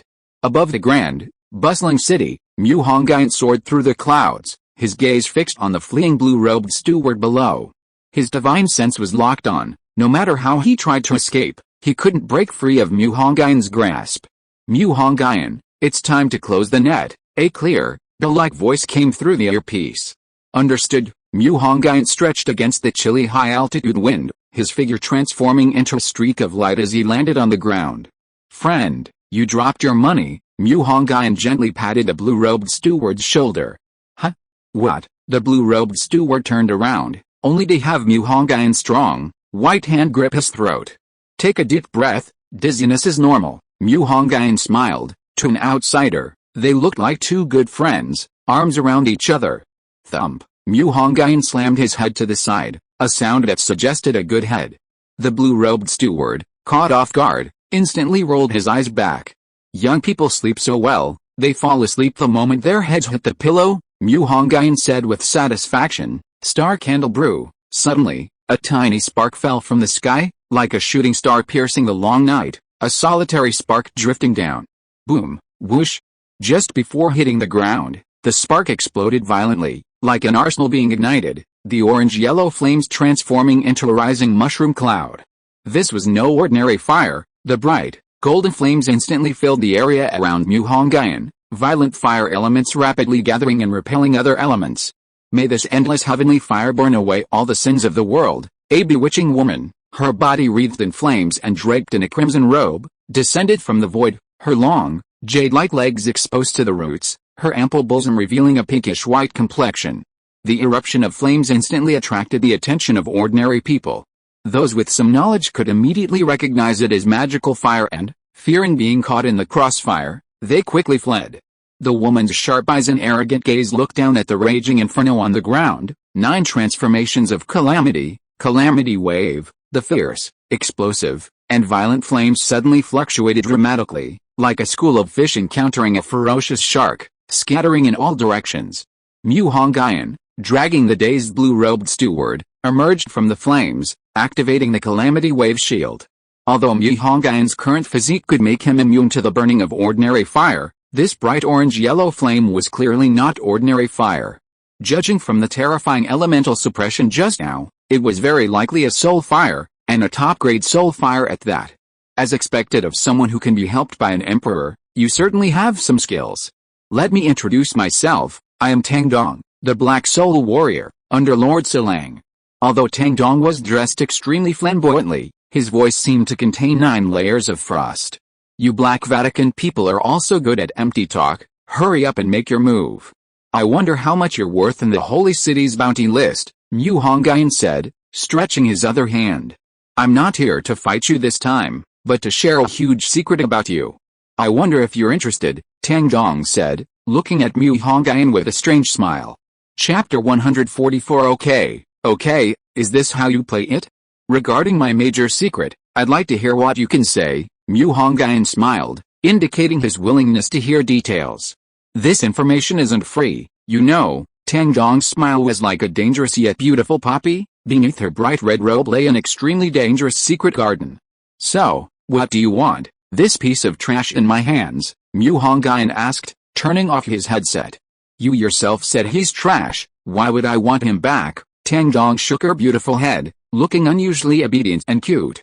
Then what do you want? Mu Hongyun became extremely wary. What was frightening wasn't the exorbitant reward, but the free lunch. Fine, I can give you this information for free. Consider it a preemptive favor. Tang Dong was like a beautiful serpent from a volcano, having just emerged from hibernation, her voice somewhat languid. Before Mu Hongyun could answer, Tang Dong continued, haven't you noticed anything amiss in your memories? What was amiss? Mu Hongyun's expression remained calm, but inwardly he was asking himself this question. Alright, I'll just tell you directly. Have you ever thought that you actually have the potential to awaken magic, and your ice-type talent is exceptionally strong, a natural talent for ice dragons, even stronger than the talents of ice phoenixes and ice dragons? It's just a pity that the first person to discover this talent wasn't your grandfather, Mu Gong, but Mu Dao. If Mu Gong had discovered your talent, your relationship with the Mu family would definitely not be what it is now. Tang Dong said with some regret. It was unclear whether he was regretting Mu Hongyun or the Mu family. You say I originally had magical talent, then why did I fail to awaken magic? Mu Hongyun didn't have the emotional breakdown Tang Dong had imagined. Instead, he seemed a little happy, which Tang Dong didn't understand. Mu Hongyun patted his chest. That was close. I almost became a mage. There are some evil arts in this world that can plunder innate talent. Your talent hasn't disappeared, it's just appeared in someone else's body, Tang Dong said in a chilling tone. Originally, even if this technique plundered innate talent, it wouldn't affect the plundered person's magical essence. But Mu Filun and Mu Yinfang destroyed your magical essence. If it weren't for Mu Guang being your grandfather, you might not even be alive. So, all the difficulties I've faced these past years are the result of Mu Dao, Mu Filun, and Mu Yinfang. They portrayed me as a crazy good-for-nothing in the Mu family, leaving Mu Gong with a bad impression of me, and then expelled me from the capital after my awakening failed. Mu Hongyun slowly uttered the last part of Tang Dong's words, his expression calm, as if he weren't speaking for himself. Tang Dong was stunned, then smiled and said, that's right, so that's how it is. Congratulations, you've earned the right to leave alive, Mu Hongyun said calmly. What? Tang Dong found it a little funny and wanted to say something, but when she met Mu Hongyun's chilling smile, she suddenly felt as if she had fallen into an ice cave. Just now, when Mu Hongyun's memory was automatically corrected, he knew that everything Tang Dong said was true. Although he didn't care about the mage's extraordinary power now, the thought of something that originally belonged to him being in someone else's possession, and that person still enjoying the halo that should have been his, made his fists clench. Inside the Night Domination formation, Fu Xianming and Jia Wenqing were still lying in ambush, preparing to launch a sneak attack on Mo Fan. The two waited anxiously for the black-clad priest, but he didn't come. Jia Wenqing said worriedly, why hasn't the Lord arrived yet? With just the two of us, we're no match for Mo Fan, especially with two others by his side. Fu Xianming's eyes sharpened. Since the Lord said he would aid us, he will definitely come. Would the Lord be afraid of a mere Mo Fan? Soon, Fu Xianming exclaimed joyfully, the Lord sent a message. He's hiding in the shadows, instructing us to launch a feint attack while he assists us. That's great. Let's make our move and reap the benefits. Inside the formation, Zhirjlin Zhang, relying on his previous sense of direction, guided the Helber wolf towards the iron cage. Unexpectedly, a golden light suddenly shot out from the darkness, striking the Helber wolf in the chest, knocking both wolf and man over. The three tumbled off the Helber wolf's back with a clatter, a cacophony of grass, filling the air. Damn it, Mo Fan, has your old wolf been reading too many Japanese comics? How did he manage to fall flat on his face like that? Dongfang Xiaoyan said, rubbing his butt. Mo Fan had also fallen quite hard, but thanks to his second-realm martial artist physique, he was in much better shape than Dongfang Xiaoyan and Zhuge Lindong. Mo Fan also covered his head and said, "Are you an idiot? Can't you see old wolf was knocked over?" As for Zhuge Lindong, he needed to catch his breath on the ground for a while, the fall had left him dazed. Mo Fan smoothed his messy hair, stood up, and said, "Let me see what happened." When he clearly saw the creature that had knocked over old wolf, his eyes widened suddenly, and he exclaimed, "Keep on." Mo Fan's expression was exactly the same as Xiaoluo's when he saw Yuan Hua. Then, Mu Nujiao and her two companions emerged from the darkness. Mu Nujiao, her beautiful face radiating apology, said, "I'm sorry, Mo Fan, will gladly accept the shadow beast." Mo Fan pounded his chest in dismay. He had been careless. Mu Hongyun had only said he himself couldn't participate, but hadn't mentioned Qi and Meng Lan's absence. Based on Mo Fan's understanding of Mu Hongyun, Qi, though he had informally displayed his skills, was undoubtedly a formidable fighter. Holy crap, Qi! Dongfang Xiaoyan was also stunned upon seeing Qi. Initially, after Xianan's invitation to Mu Hongyun failed, he borrowed Qi from him. Although he was teamed up with Mu Nujiao and Ai Tutu, she was only a novice mage, possessing only a healing ability and little combat capability, so he had to borrow Qi. Then, a cute black and white creature on Ai Tutu's shoulder raised its head, as if it had heard a familiar voice. Damn, Meng Lan was there too. Mo Fan felt his blood pressure rise. During his time in Bachan, it was Meng Lan who fed Mo Fan punches. No one knew where she learned so many moves, from the flower finger technique to Tai Chi. Unfortunately, Meng Lan only glanced at Mo Fan before lowering her head again to sleep. "Hey, Mu, you're cheating a bit, aren't you? Dean Zaya wouldn't let old Mu participate, so you borrowed his contracted beast," Mo Fan said with a "you can't play games" expression. Mu Nujiao said slyly, "You can borrow it too, I didn't stop you." Mu Nujiao had an indifferent expression. Fine. You want to play like this? Then I won't hold back either. Zhuge, get ready. Chapter 145 8 Trigrams Formation. Use the phantom tactics. Mo Fan's tone was as if he were saying, Divine Beast King Kong, transform. Mo Fan and Dongfang Xiaoyan also wanted to see what the legendary chaos-type magic looked like, but after watching for a while, they found it hilarious. They couldn't understand it at all.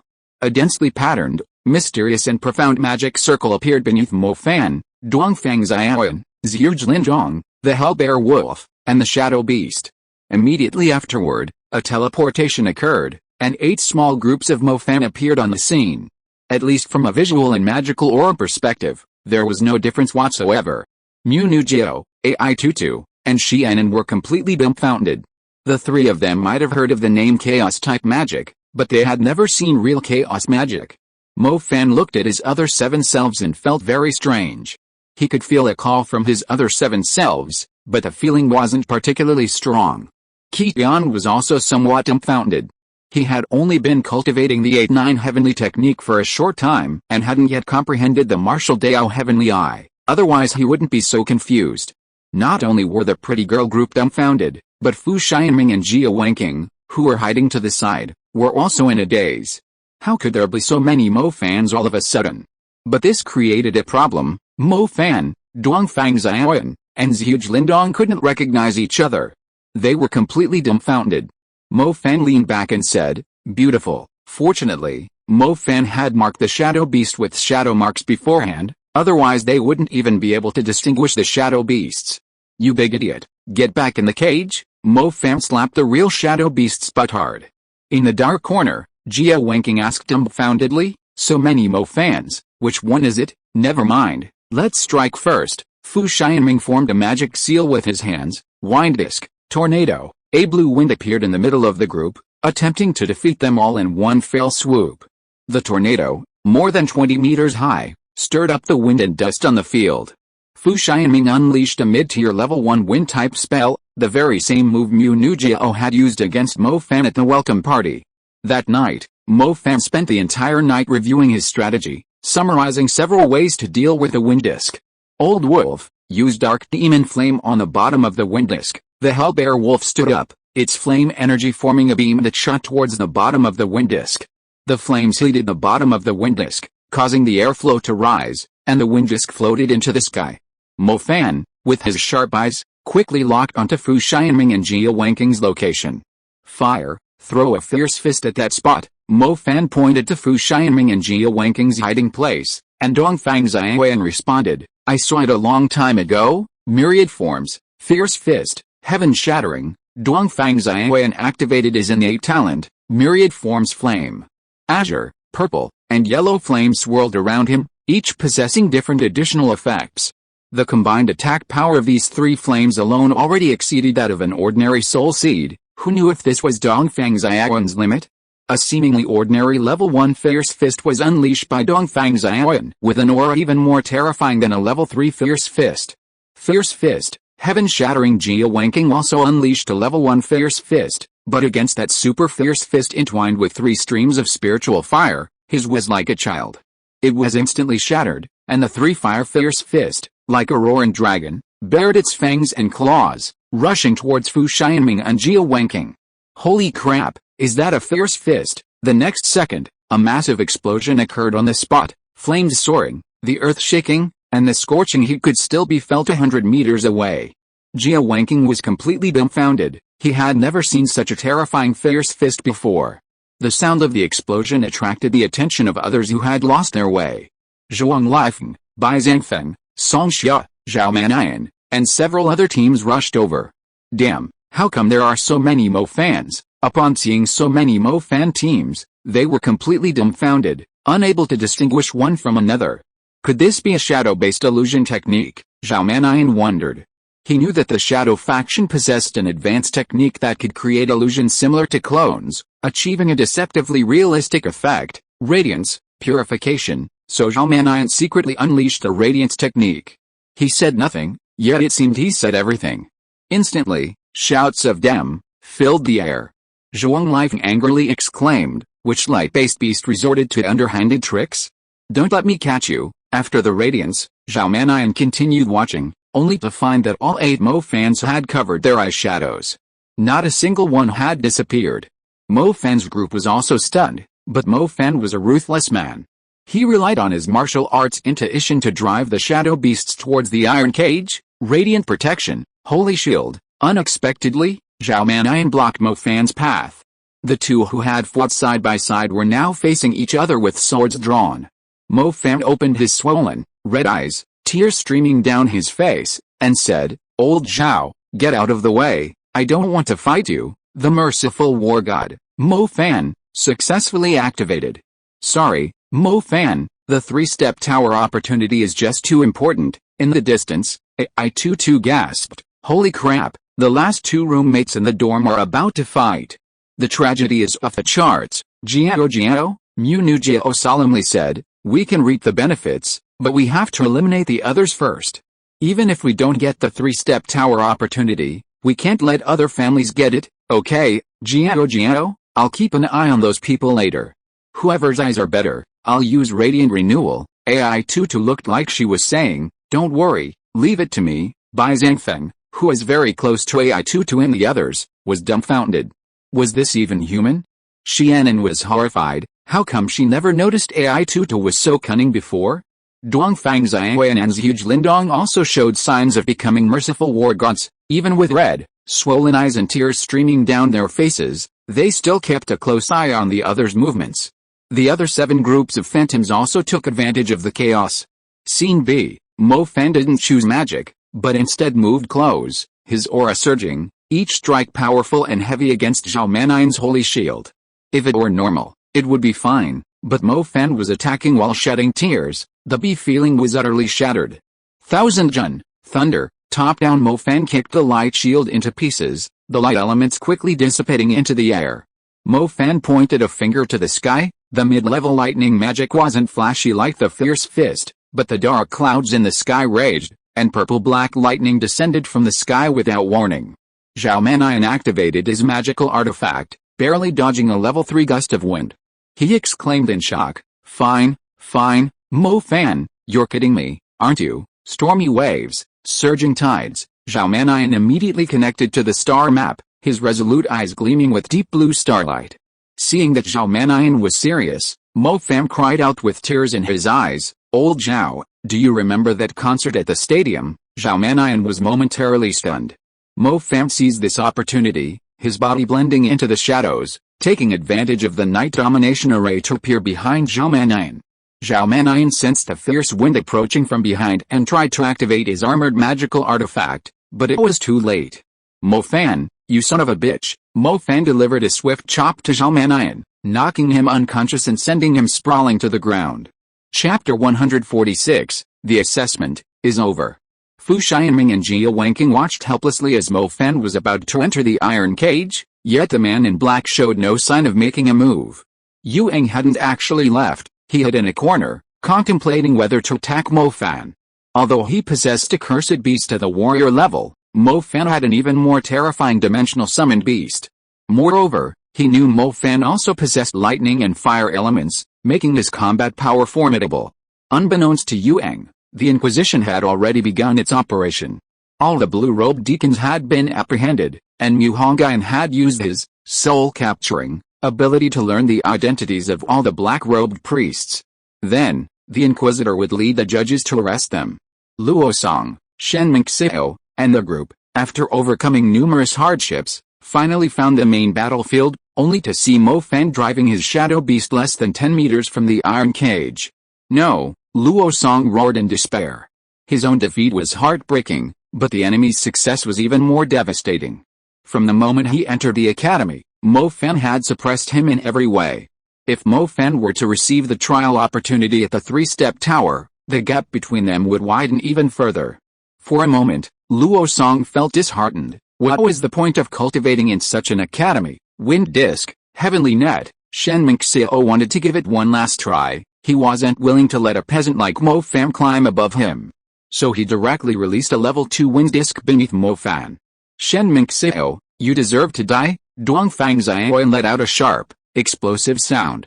The level 2 wind disc differed from the level 1 wind disc. It appeared suddenly beneath Mo Fan's feet, unlike the level 1 wind disc which left a visible mark.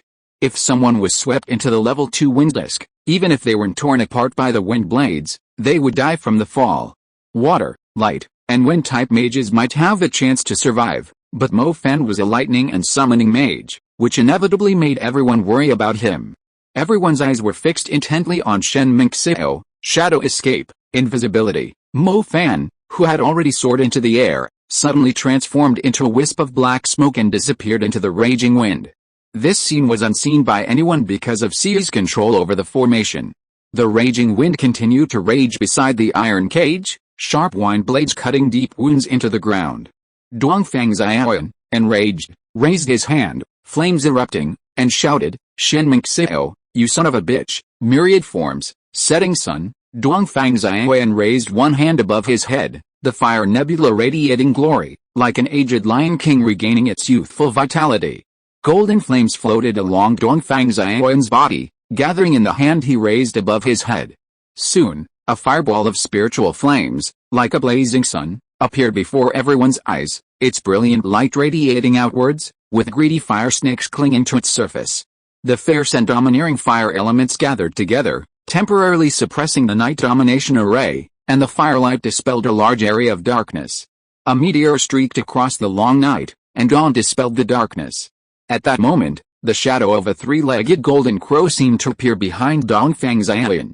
Dongfang Xiaoyan said in a chilling tone, Shen Minxiao, you'd better activate your armored demonic artifact, or you'll be unlucky if you die. Shen Minxiao stared at the fireball, which was even more terrifying than the aura of a level 3 fierce fist, and his body froze. He had a feeling that he absolutely could not withstand it. You, under the terrifying magical aura. Shen Minxiao couldn't even speak properly. Suddenly, the surrounding darkness began to dissipate, and the night domination array closed. The closure of the night domination array means that the shadow beast has entered the cage, Mu Nujio thought to herself, her beautiful face full of surprise, and she instantly looked towards the iron cage. Everyone immediately turned to look, only to see Mo Fan standing flamboyantly at the entrance of the iron cage, while the shadow beast lay lazily inside. What's with all those expressions? Mo Fan asked innocently, looking at everyone. How did you escape from the wind disk? Mu Nujio asked, her eyes wide with curiosity. During the welcoming ceremony, Mo Fan had easily killed everyone with his summoned beasts, without revealing his shadow element to Mu Nujio. Before Mo Fan could answer, Mu Hongyun and a man in a tight-fitting outfit displaying winged magical artifacts descended from the sky, their aura terrifying and their presence magnificent. Brother, my god, Xianan and Ai Tutus surrounded Mu Hongyun, calling out sweetly. Everyone watched with envy, especially Fu Xianming and Jia Wenqing, who were extremely jealous, because they were Ai Tutus simps. But in the end, they got nothing. Mu Hongyun hadn't expected such a coincidence. He and Nighthawk had come to capture Fu Xianming and Jia Wenqing, only to encounter so many people. Isn't that Judge Nighthawk of the Inquisition? After the Night Domination Array disappeared, the other students could naturally see the scene. Nighthawk was a judge with a strong sense of justice and a high reputation among the people. He was expected to be promoted to Inquisitor soon, and the Oriental Pearl High Inquisition intended to make him the face of the Shanghai Inquisition. So it wasn't surprising that Nighthawk was recognized. My lord, Nighthawk looked at Mu Hongyun. I'll leave them to you. Mu Hongyun indicated that he would give Nighthawk credit for Fu Xianming and Jia Wenqing's achievements. With these achievements, his position as chief judge would be secure. Thank you, my lord, Nighthawk said to Mu Hongyun with some excitement. In the past few days, he had been transferred by the Grand Judge to be Mu Hongyun's deputy and had witnessed Mu Hongyun's terrifying connections. He was on the same level as Wu Yong. Where are Fu Xianming and Jia Wenqing? Nighthawk looked around and asked sharply. Hidden in the grove, Fu Xianming and Jia Wenqing turned deathly pale upon hearing Nighthawk's voice. They roughly knew what was going on. The black-clad priest hadn't made a move, most likely because he'd been captured, and the two of them had foolishly continued with their original plan. Jia Wenqing stammered, Xianming, what should we do? Fu Xianming's mental fortitude was slightly stronger than Jia Wenqing's, but his legs still trembled uncontrollably. Nighthawk doesn't recognize us. Let's sneak away and leave the academy first, Fu Xianming whispered. Unfortunately, they didn't know that a Foundation establishment stage grand cultivator was present. With his divine sense open, their conspiracy was no different from kissing in front of him. Moon, immense pressure. Mu Hongyun casually waved his hand, and purple energy shot out rapidly, pressing down on Fu Xianming and Jia Wenqing, causing them to stagger and fall. Moon Goddess's hand, the purple energy quickly transformed into a giant hand, pulling the two who were trying to escape back to him. Chapter 147 Advanced Swordsmanship. The two bumbling thieves never understood how they were discovered, but that didn't matter anymore, their lives were over anyway. The grey-clad cult had only one purpose, to make an example of them. As for interrogating them for information? Don't be ridiculous. What idiotic organization would pass on important information to the lowest-ranking members? Mo Fan and his group won first place, but when receiving the reward, Mo Fan added Zhao Mannion to his team. This gesture deeply moved Zhao Mannion, who kept calling him Godfather. A week had passed since the assessment, and the spirit-level flames promised by Dean Zio and the tribunal had been delivered to Mu Hongyun. Mo Fan was drooling over these two flames every day. The reason was simple, these two flames were simply too top tier. The original description of the rose flame was simple and straightforward, to put it bluntly, it had no side effects, only a power amplification. Moreover, the rose flame's amplification was 2.5 times, which might be considered top tier among commoners, but in the eyes of direct descendants of aristocratic families and top tier families, a 2.5-fold amplification spirit flame was no different from junk. The fire seed sent by Dean Zio is named White Fox, a spirit-level fire seed as ethereal as a celestial fox. It can amplify fire magic by 3 times and also possesses a 9-tailed effect.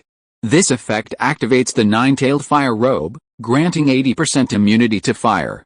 The reward from the Judgment Council is a fire seed named Netherworld, which amplifies fire seeds by 2.7 times and possesses the effect of Spirit Explosion. Spirit Explosion damages the soul, approximately 1.5 times the damage of magic. Ever since learning that Mu Hongyun possessed 2 fire seeds, Mo Fan has come to check on them every day, his mouth watering with envy each time. The two blue-robed instructors exchanged a total of 1.5 billion.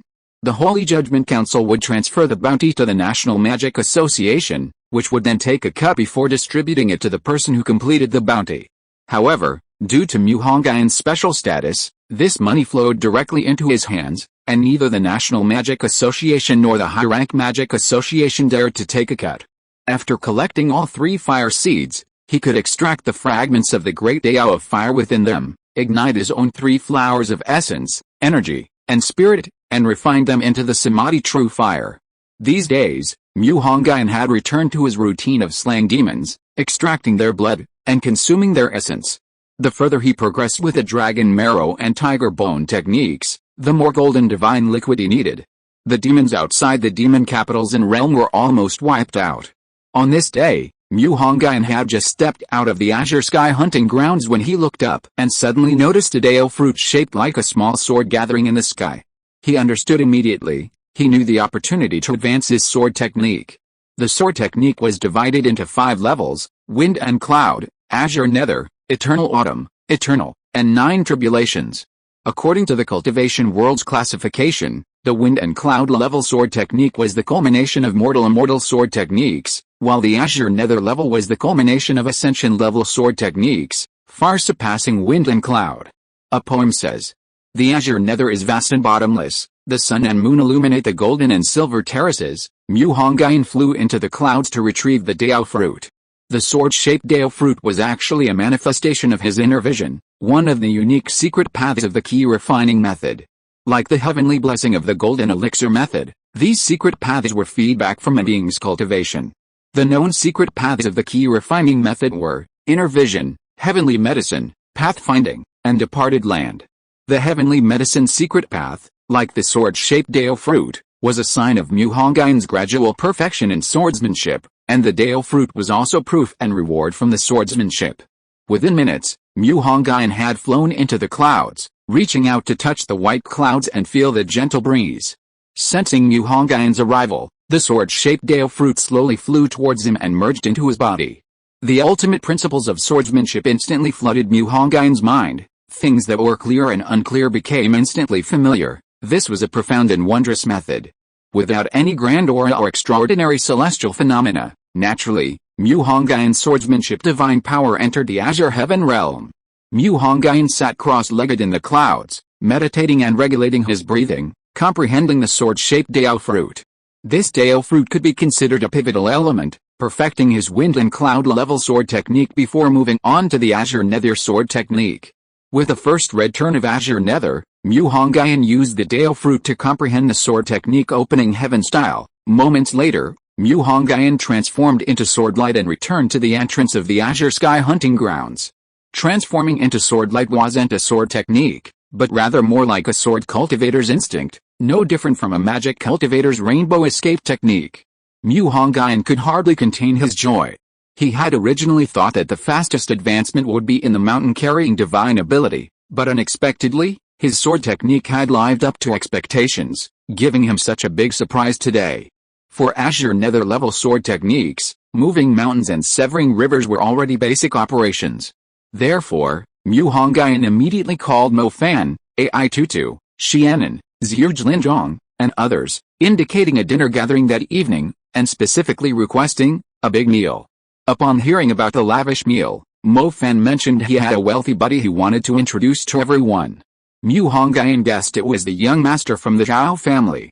Putting aside everything else, Zhao Manyan's character was at least reliable. He'd go through fire and water for Mo Fan, his humble brother, without hesitation. Ai Tutu said she and Jiao would pick up their master Nen after class and head over. Zhuge Lindong could only come alone because Dongfang Xiaoyan had gone to cultivate in the 3-step tower, preparing to break through to the 3rd level of the intermediate fire element. Truly worthy of being the Dongfang family's secret weapon, reaching the 3rd level of the intermediate fire element in his first year at the academy. That evening, at Pudong Beach, Mu Hongyun and Lingling arrived first. He set up the barbecue grill and gazed at the vast expanse of sea and sky. This area also originally harbored a group of source crab sea monsters, Slumbering beneath the seabed, likely a contingency plan left by the Ocean Dynasty, an ambush prepared for rising sea levels. Unfortunately, these sea monsters couldn't escape Mu Hongyun's divine sense and were discovered by him. The source crab sea monsters possessed exceptionally hard shells, their defense was practically inhuman. Mu Hongyun had to use his innate sword energy to defeat them. Their leader was a red-horned mad crab commander of Grand Commander level, its enormous, terrifying pincers covered in ferocious barbs. Mu Hongyun had to unleash his Dragon Prince spear to subdue them. Whoosh, a very flashy gold sports car stopped not far from the beach. Mo Fan, Zhirjlin Zhong, and a handsome man with brilliantly dyed blonde hair got out. "Hey, brother, how did you find this place? I've been in Shanghai for so many years and I didn't even know this place existed," the blonde man said familiarly as soon as he got out of the car. "This place was originally outside the NG. I wiped out all the demons here a few days ago, and that's when the Magic Association developed this area," Mu Hongyun said, looking up at the three of them. "Old Mu, this is my roommate, Zhao Manian, the simple-minded son of a landlord. His family is so poor that all they have is money." Mo Fan introduced him to Mu Hongyun. "Hello, my name is Mu Hongyun, nice to meet you." Chapter 148. Gazing at the bright moon. Not long after Mo Fan and his companions arrived, AI Tutu's pink G-Wagon arrived. Her petite figure skipped ahead, followed closely by a delicate figure, and a tall figure brought up the rear. "My God, brother," on the soft, golden sand, a bonfire was lit, and Mo Fan and the others sat around it chatting. AI Tutu and Xianen ran up to Mu Hongyun one after the other. Mu Hongyun smiled and said, "Didn't you two always argue when you met? How come you're getting along so well now?" AI Tutu turned her head away, saying haughtily, "Who said I'm getting along well with her? I'm doing this because of you, my God." Xianen gave her a charmingly disdainful look. "Of course I won't stoop to the level of a child." AI Tutu's face immediately darkened, and she gritted her teeth, saying, "You despicable woman, besides your height, what else can you compare to me in?" Mu Hongyun grabbed one of her small, beautiful heads with each hand, saying, "Stop it, Mo Fan, you take over the fire." AI Tutu? Xianen? Mo Fan, I didn't even say anything.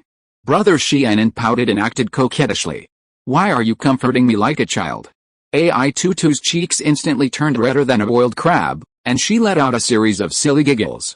Mu Nujio, sitting on a stool in the distance, saw AI Tutu's worthless appearance and covered her face in embarrassment. At this moment, she really wanted to escape. Although she knew AI Tutu was obsessed with looks, Mu Hongyun had her completely under his thumb. Meanwhile, Zhao Manian and Mo Fan sat by the charcoal fire, and Mo Fan used the rose flames to roast the sea monster meat that Mu Hongyun had caught. Mu Hongyun had asked Song Kaiming, and he learned that some demon meat had the effects of strengthening the body, improving health, and fortifying bones, with effects no less than those of medicines on the market. So Mu Hongyun kept the delicious and bone-strengthening sea monster meat and sold the rest. "Mo Fan, your friend's got some connections. Not only does he know the eldest daughter of the Mu family, but he's even got the eldest daughter of the AI family on his side." "Wait, you said his surname is Mu, could he be from the Mu family?" Zhao Manian whispered to Mo Fan, sitting next to him. Mo Fan, who was flipping the skewers, widened his eyes when he heard the words Mu family. He quickly said, "I forgot to tell you, old Mu has a grudge against the Mu family. You absolutely can't mention the Mu family in front of him, or I won't be responsible if he turns against you." "Really? He has a grudge against the Mu family? Is it the Mu family in the capital?" Unexpectedly, Zhao Manian's eyes lit up instantly upon hearing this, as if he had seen a beauty. "That's right, it's the Mu family in the capital." "What, you have a grudge too?" Mo Fan glanced at him and said. "It's not so much hatred." Mu Nujio suddenly joined their conversation. She carried a recliner to the other side of their table. Since they were on the beach, she had taken off her shoes, revealing her exquisite, full feet. Her legs were crossed, her white thighs reflecting the silver light of the moon. Her ample bosom was partially hidden by a white veil, fueling their fantasies. Her beautiful face was lightly made up, her cheeks shimmering with golden light, her hair like clouds drifting across her snowy white cheeks. Silver earrings hung from her fair earlobes, making her appear like a celestial maiden from the moon. Now, with her legs crossed, her crystal-clear feet, like sparkling works of art, attracted their gazes. "Mu, the school beauty, I thought you wouldn't deign to speak to us two brothers, Mo Fan said, making no attempt to hide his lust. The man beside you is the second young master of the Zhao Empire, and I am the representative of the Mu family at Mingzhu Academy. If others see us talking, they might misunderstand that our two families are allied. Mu Nujiao's beautiful voice carried a hint of coolness in the wind, like a refreshing icy treat. Really? Even aristocratic families interfere with your friendships, Mo Fan exclaimed dramatically. Mo Fan, you're not from an aristocratic family, so you don't understand their thoughts? The Mu family, including Mu Nujiao, was originally on good terms with the Mu family in the capital. However, in recent times, the Mu family has suddenly risen to prominence, becoming a clan and even one of the giants of the International Clan Alliance. This has put the Mu family in a somewhat awkward position, Zhao Mannion said, picking up where Mu Nujiao left off. Why is it awkward? Mo Fan couldn't understand. He and Mu Hongyun were good brothers. If one day Mu Hongyun reached that invincible level, he would feel incredibly happy and wouldn't feel awkward at all. Zhao Mannion sighed and said, that's why I said you don't understand aristocratic families, Mo Fan. Originally, the Mu family and the Mu family were on good terms, but now the Mu family has become a clan and plans to take the Mu family as a vassal clan. Do you think the Mu family would agree? If the Mu family agrees, from now on, the Mu family will always be subservient to the Mu family. Damn, the Mu family really doesn't do anything right. I already disliked them, but now I dislike them even more, Mo Fan said. Then what's the problem between your Zhao family and Mu Xiaohua's family? Mo Fan looked at the two of them suspiciously. Zhao Mannion continued narrating, our Zhao family is also a clan-level entity internationally, on par with the Mu family. However, the Mu family built its fortune through hard power, while our Zhao family did so through commerce. Although the relationship between the Mu and Mu families is somewhat strained right now, they haven't completely broken ties yet, but if outsiders see me with Mu Xiaohua, it might be interpreted as the Mu family preparing to ally with the Zhao family. This would undoubtedly amplify the conflict between the Mu and Mu families, accelerating the process of them breaking ties. Mo Fan nodded, seemingly understanding. But the Mu family never intended to become a vassal of the Mu family anyway. Would breaking ties be better? Mo Fan asked. Even Lingling couldn't stand it anymore. Drinking her yogurt, Lingling rolled her eyes beautifully and said, Mo Fan, I'll lend you some money tomorrow. Go get your head checked. Mo Fan was speechless. He really didn't dare to argue with Lingling now. After all, the lifeline of the spirit talisman was in Lingling's hands. Mu Hongyun had given most of his talismans to Lingling to sell, even Mo Fan had to ask Lingling for them. Mo Fan, let me ask you, won't humans and demons eventually have a war? Lingling asked. Yes, Mo Fan nodded. So, do you hope that day comes sooner or later? Mo Fan suddenly understood, Lingling had hit the nail on the head. Conflicts between powerful families could lead to war. And the Mu family's strength was far inferior to the Mu family's. If war broke out, the Mu family would inevitably suffer a crushing defeat and be swallowed up by the Mu family. In the end, it would be almost the same as becoming a dependent clan. Currently, the Mu family was actively uniting with other powerful families. After all, everyone understood the principle of mutual dependence. The moon had unknowingly risen higher in the distance, its cold silver light scattering across the sea, shimmering on the surface. If there were no sea monsters, the ocean would be beautiful. By the campfire, Ai Tutu and Xianan were playfully fighting around Mu Hongyun. Around the charcoal fire, the kebab vendor diligently grilled skewers, while Zhao Mannion and Zhuge Lindong drank wine, questioning the heavens. Lingling and Milk Tea glanced casually in Mu Hongyun's direction and muttered, childish. Mu Nujiao lay on a recliner, gazing at the bright moon, contemplating the future. Chapter 149 Breath of Flames. The trip to the capital. 3 days after the gathering, Wu Yong acquired a powerful spiritual seed from Mu Hongyun from international sources. Named Explosive Flame, it boasted a threefold amplification and an additional effect called Explosion, allowing for secondary damage. Of course, this spiritual seed was incredibly expensive, costing approximately 80 million. After receiving the third fire seed, Mu Hongyun went into seclusion again. He first removed the impurities from the 3 fire seeds, forming the most primal fragments of the great Dao of fire, and then integrated these fragments into his body. Humans possess 3 treasures, essence, ki, and spirit. When the spirit is full, one need not sleep. When the ki is full, one need not eat. When the essence is full, one need not desire. By using the fragments of the great Dao of fire to ignite these three treasures, one achieves the three flowers covering the top technique. The blazing flame supernatural power is divided into 5 levels: Samadhi true fire, Sixting divine fire, Purple star heavenly fire, Solar true fire, and Southern bright fire. Mu Hongyun had already reached the Samadhi true fire level. This flame was incredibly powerful and could continue to absorb fragments of the great Dao of fire to strengthen himself. Less than a week into his seclusion, Mu Hongyun emerged again. Qinling, dressed in a Qinling robe in a Lolita-like form, sipped her milk tea, peacefully reclining in a chair, reviewing documents on her tablet. One of the 7 restrictions on the Qinling robe was its mimicry ability, allowing it to imitate any style of clothing. Having this robe was equivalent to having all the clothes in the world. Qinling, how many days has it been? Mu Hongyun asked, stretching his limbs. Qinling turned her beautiful eyes, and with a turn of her head, milk tea spilled from her lips and slid down her snow-white neck, enough to make one's nose bleed and tempt them to commit a crime. It's only been 5 days since you went into seclusion. By the way, Dean Zio came to see you, saying to let him know if you come out of seclusion. Qinling wiped away the spilled milk tea with a tissue. Dean Zio, Mu Hongyun stretched out his hand and used the foretelling method to calculate with his fingers. Dean Zio seemed to want him to go to the north, and this matter seemed to be related to the fate of the nation. Before Mu Hongyun could speak, Qinling had already made a phone call to Dean Zio.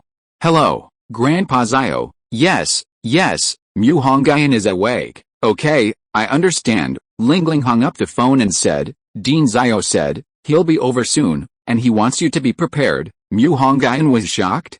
Prepare for what? Mu Hongyun made himself a cup of coffee, but before he could finish it, Dean Zio and Old Man Bao returned. Oh, you two old folks are back in spring, Mu Hongyun said playfully. Dean Zio and Old Man Bao's faces instantly darkened. They exchanged a glance, immediately disgusted by each other. You brat, besides me, Qinling, only you dare to talk to me like that. Old Man Bao's beard bristled with anger. Dean Zio just smiled wryly and said, I heard from Qinling that you were in seclusion for 3 months last time. I thought this time would be the same as last time. Mu Hongyun poured tea for the 2 old men and said, Dean Zio, what brings you here? Mu Hongyun raised his eyebrows and said with a smile. It's not me looking for you. It's the Grand Speaker who wants you to come, saying there's something important to discuss, Dean Zio said. Could the Grand Speaker just call me? Mu Hongyun asked doubtfully. Dean Zio smiled wryly. Actually, the Grand Speaker informed me through a magical messenger, insisting I tell you personally. Since the Grand Speaker is using such an ancient communication method, it must be something inconvenient to discuss over the phone. Mu Hongyun narrowed his eyes, wondering what could be so important. Should I go tomorrow? Mu Hongyun asked. The Grand Speaker said not to make a fuss. Our Academy's exchange students have been selected for the Imperial Capital Academy. You'll be included in the exchange student pool and go to the Imperial Capital. Dean Zio had already devised a plan. This made Mu Hongyun even more curious. What could possibly require such caution from the Grand Speaker? The exchange student process was the same as before.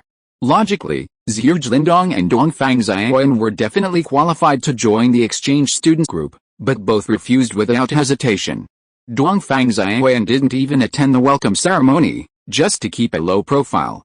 Zhu Jlindong had other plans and didn't have time to participate in the exchange program. Therefore, the exchange students remained the same: Mo Fan, Mu Nujio, Zhao Manayan, Song Xia, Bai Tingting, Luo Song, Shen Mingxiao, Zheng Bingxiao, Peng Liang, and Mu Hongyun. The teachers were Guhan and Chu Yuhua. Guhan led the group, while Chu Yuhua, the old scholar, was responsible for explaining the knowledge. On their first day in the capital, Mo Fan invited Mu Hongyun, Zhao Manayan, and Zheng Bingxiao to visit the city's famous scenic spots. He had originally wanted to invite Mu Nujio as well, but declined because Zhao Manayan was also there. Unlike the technologically advanced Shanghai, the capital's architecture possessed a sense of historical depth. The Great Wall and the Forbidden City were ancient buildings from a magical civilization. Unfortunately, although Mu Hongyun had lived in the capital for 16 years, those 16 years had been spent confined to the secluded courtyard of Mount Mu Pang, never having seen the outside world. Following their interests, the group randomly selected several magical holy sites in Donghuang, exploring from morning till night, and sampling delicacies such as Peking duck from the capital. After a day of fun, the group from Mingzhu Academy finally remembered the purpose of their trip. The next day, they gathered at the entrance of the Imperial Capital Academy. As the nation's premier academy, the Imperial Capital Academy certainly lived up to its reputation. Its main south gate was magnificent, brimming with historical and cultural atmosphere. Of the 6 top academies in the country, the second might be debatable, but the first was undoubtedly the Imperial Capital Academy. Upon entering, the first thing they saw were rows of magic steles, inscribed with the names of great mages who had made outstanding contributions throughout history. Moreover, the number of scions of noble families here was countless. This was simply because the capital had many powerful families, so there was nothing special about their disciples. They were a dime a dozen. Those who excelled in the capital were never those with powerful backgrounds, but rather those with extraordinary talent. The receptionist from the Imperial Capital Academy led the group to a student dormitory. The dormitory had a lobby, individual rooms, and even a rooftop terrace. The Imperial Capital Academy teacher told everyone to rest first, as students from the other 6 academies wouldn't arrive until tomorrow afternoon, leading to a chaotic battle between the 8 academies. Teacher Lu from the Imperial Capital Academy concluded with a fake smile, "Students from Mingzhu, please rest early. I will pick you up here tomorrow morning.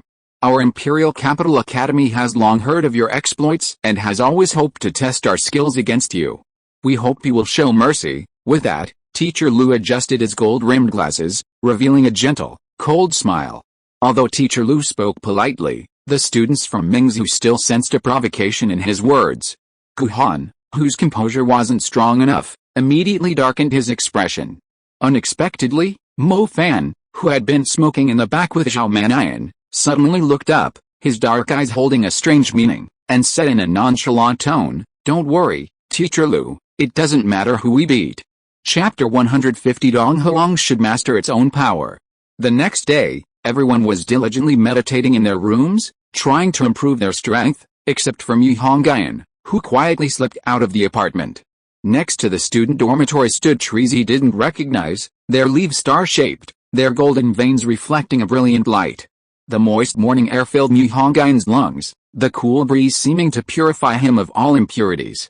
Meng Lan sat steadily on his shoulder, never falling off no matter what position she was in. As an aside, Meng Lan had returned before the main campus assessment. What she brought back was a secret for now. "Meng Lan, didn't you think it would be better to play with Qishan in Shanghai?" Mu Hongyun teased Meng Lan.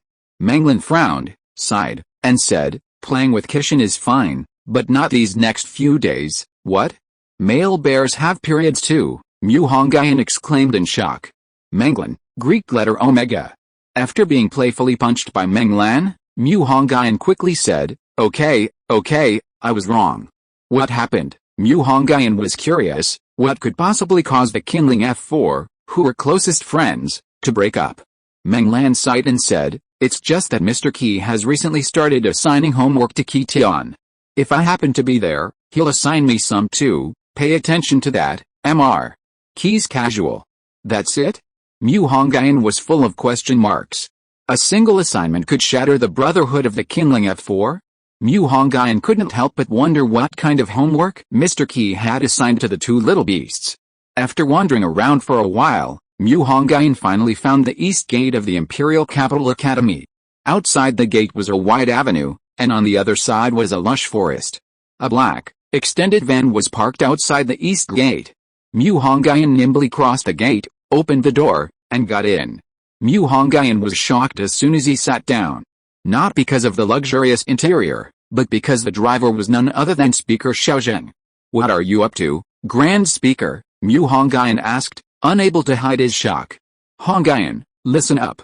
The person sitting here isn't a member of the Asian Magic Association's Continental Council, nor the president of the Eastern Empire's Supreme Magic Association. I'm just an ordinary citizen of Eastern Empire, just like you." Xiaozheng smiled slightly upon hearing Mu Hongyun's words, his weathered gaze sweeping across the rearview mirror. Mu Hongyun looked puzzled. "You?" Xiaozheng rolled up the car window, turned on the soundproofing, and then moved from the driver's seat to the back.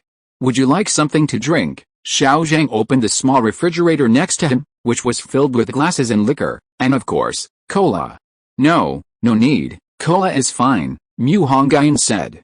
Because what I'm about to tell you is something unorthodox for the magic world, so this matter can only be known to heaven, earth, you, and me. Xiao Zhang took out a pack of cigarettes that Mu Hongyun had never seen before and offered him one. Mu Hongyun waved his hand, not taking it. Hongyun, are you puzzled by my attitude towards you? Even if you have the Emperor's backing, I wouldn't need to discuss such confidential matters with you, would I? Xiao Zhang lit a cigarette.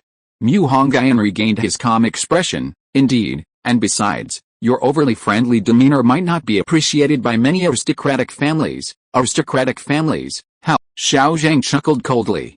While the power of aristocratic families is strong, the state can suppress them for now. They are not a concern. So, Grand Speaker, what exactly did you want to discuss with me? Mu Hongyun asked curiously. Hongyun, during the last battle at Mu Pang Mountain, everyone said you cultivated a powerful supernatural technique, but I can actually see that what you cultivated wasn't a supernatural technique, but rather a completely new cultivation system. Xiao Zhang's gaze was deep and sincere, his voice somewhat low, as he looked into Mu Hongyun's eyes. Mu Hongyun met Xiao Zhang's gaze. He wasn't shocked, because from the moment he revealed his skills until now, he had never hidden anything. It was just that the enemy was too stupid, unable to even discern the supernatural technique and the entirely new system. In fact, Mu Hongyun possessed three systems. There are key cultivation methods for innate beings, golden core methods for acquired beings, and the martial arts path for humans. Hongyun, do you know that there are 8 major organizations in the world? They are the 5 continents magic associations, the Holy Tribunal, the Inquisition, and the Parthenon. The Holy Tribunal and the Inquisition are nominally on par with the 5 continents magic associations, but in terms of power, the former 2 are superior to the latter. I roughly understand, Mu Hongyun said, gesturing for Xiao Zhang to continue. The Holy Tribunal and the Inquisition derive their power from the Holy City. The Holy City is the origin of modern magic and the establisher of the magical order. Although our country has the most magic and is quite powerful, it is still no match for the Holy City. Why is that? Mu Hongyun chimed in, finding that Speaker Xiao Zhang had a knack for comedy. As long as someone was there to support him, he could keep going. Because the Holy City has the means to control magical planets, it can cripple most of the magic power in a certain area at any time if it wants. The source of black magic is the dark dimension, which the Holy City cannot destroy. At this point, Xiao Zhang took a deep breath, and Mu Hongyun had more or less guessed what was going on. So I want to exchange your cultivation system with you, Xiao Zhang said with a wry smile. Exchange? Grand Speaker, if you're discovered, that's a serious crime of developing a private army, Mu Hongyun exclaimed. As the president of the Eastern Empire's highest magic association, I must leave some of my own power for the Eastern Empire. Even if it's a crime in this era, it will be a contribution for future generations. Xiao Zhang's voice was exceptionally firm. Grand Speaker, although your purpose is noble, my reward will still not be low. Let me explain my cultivation system first. Mu Hongyun greatly admired Xiao Zhang, but feelings couldn't be mixed with interests. Mu Hongyun was prepared to offer the martial arts path, a path with a low lower limit and a high upper limit, in exchange with Xiao Zhang.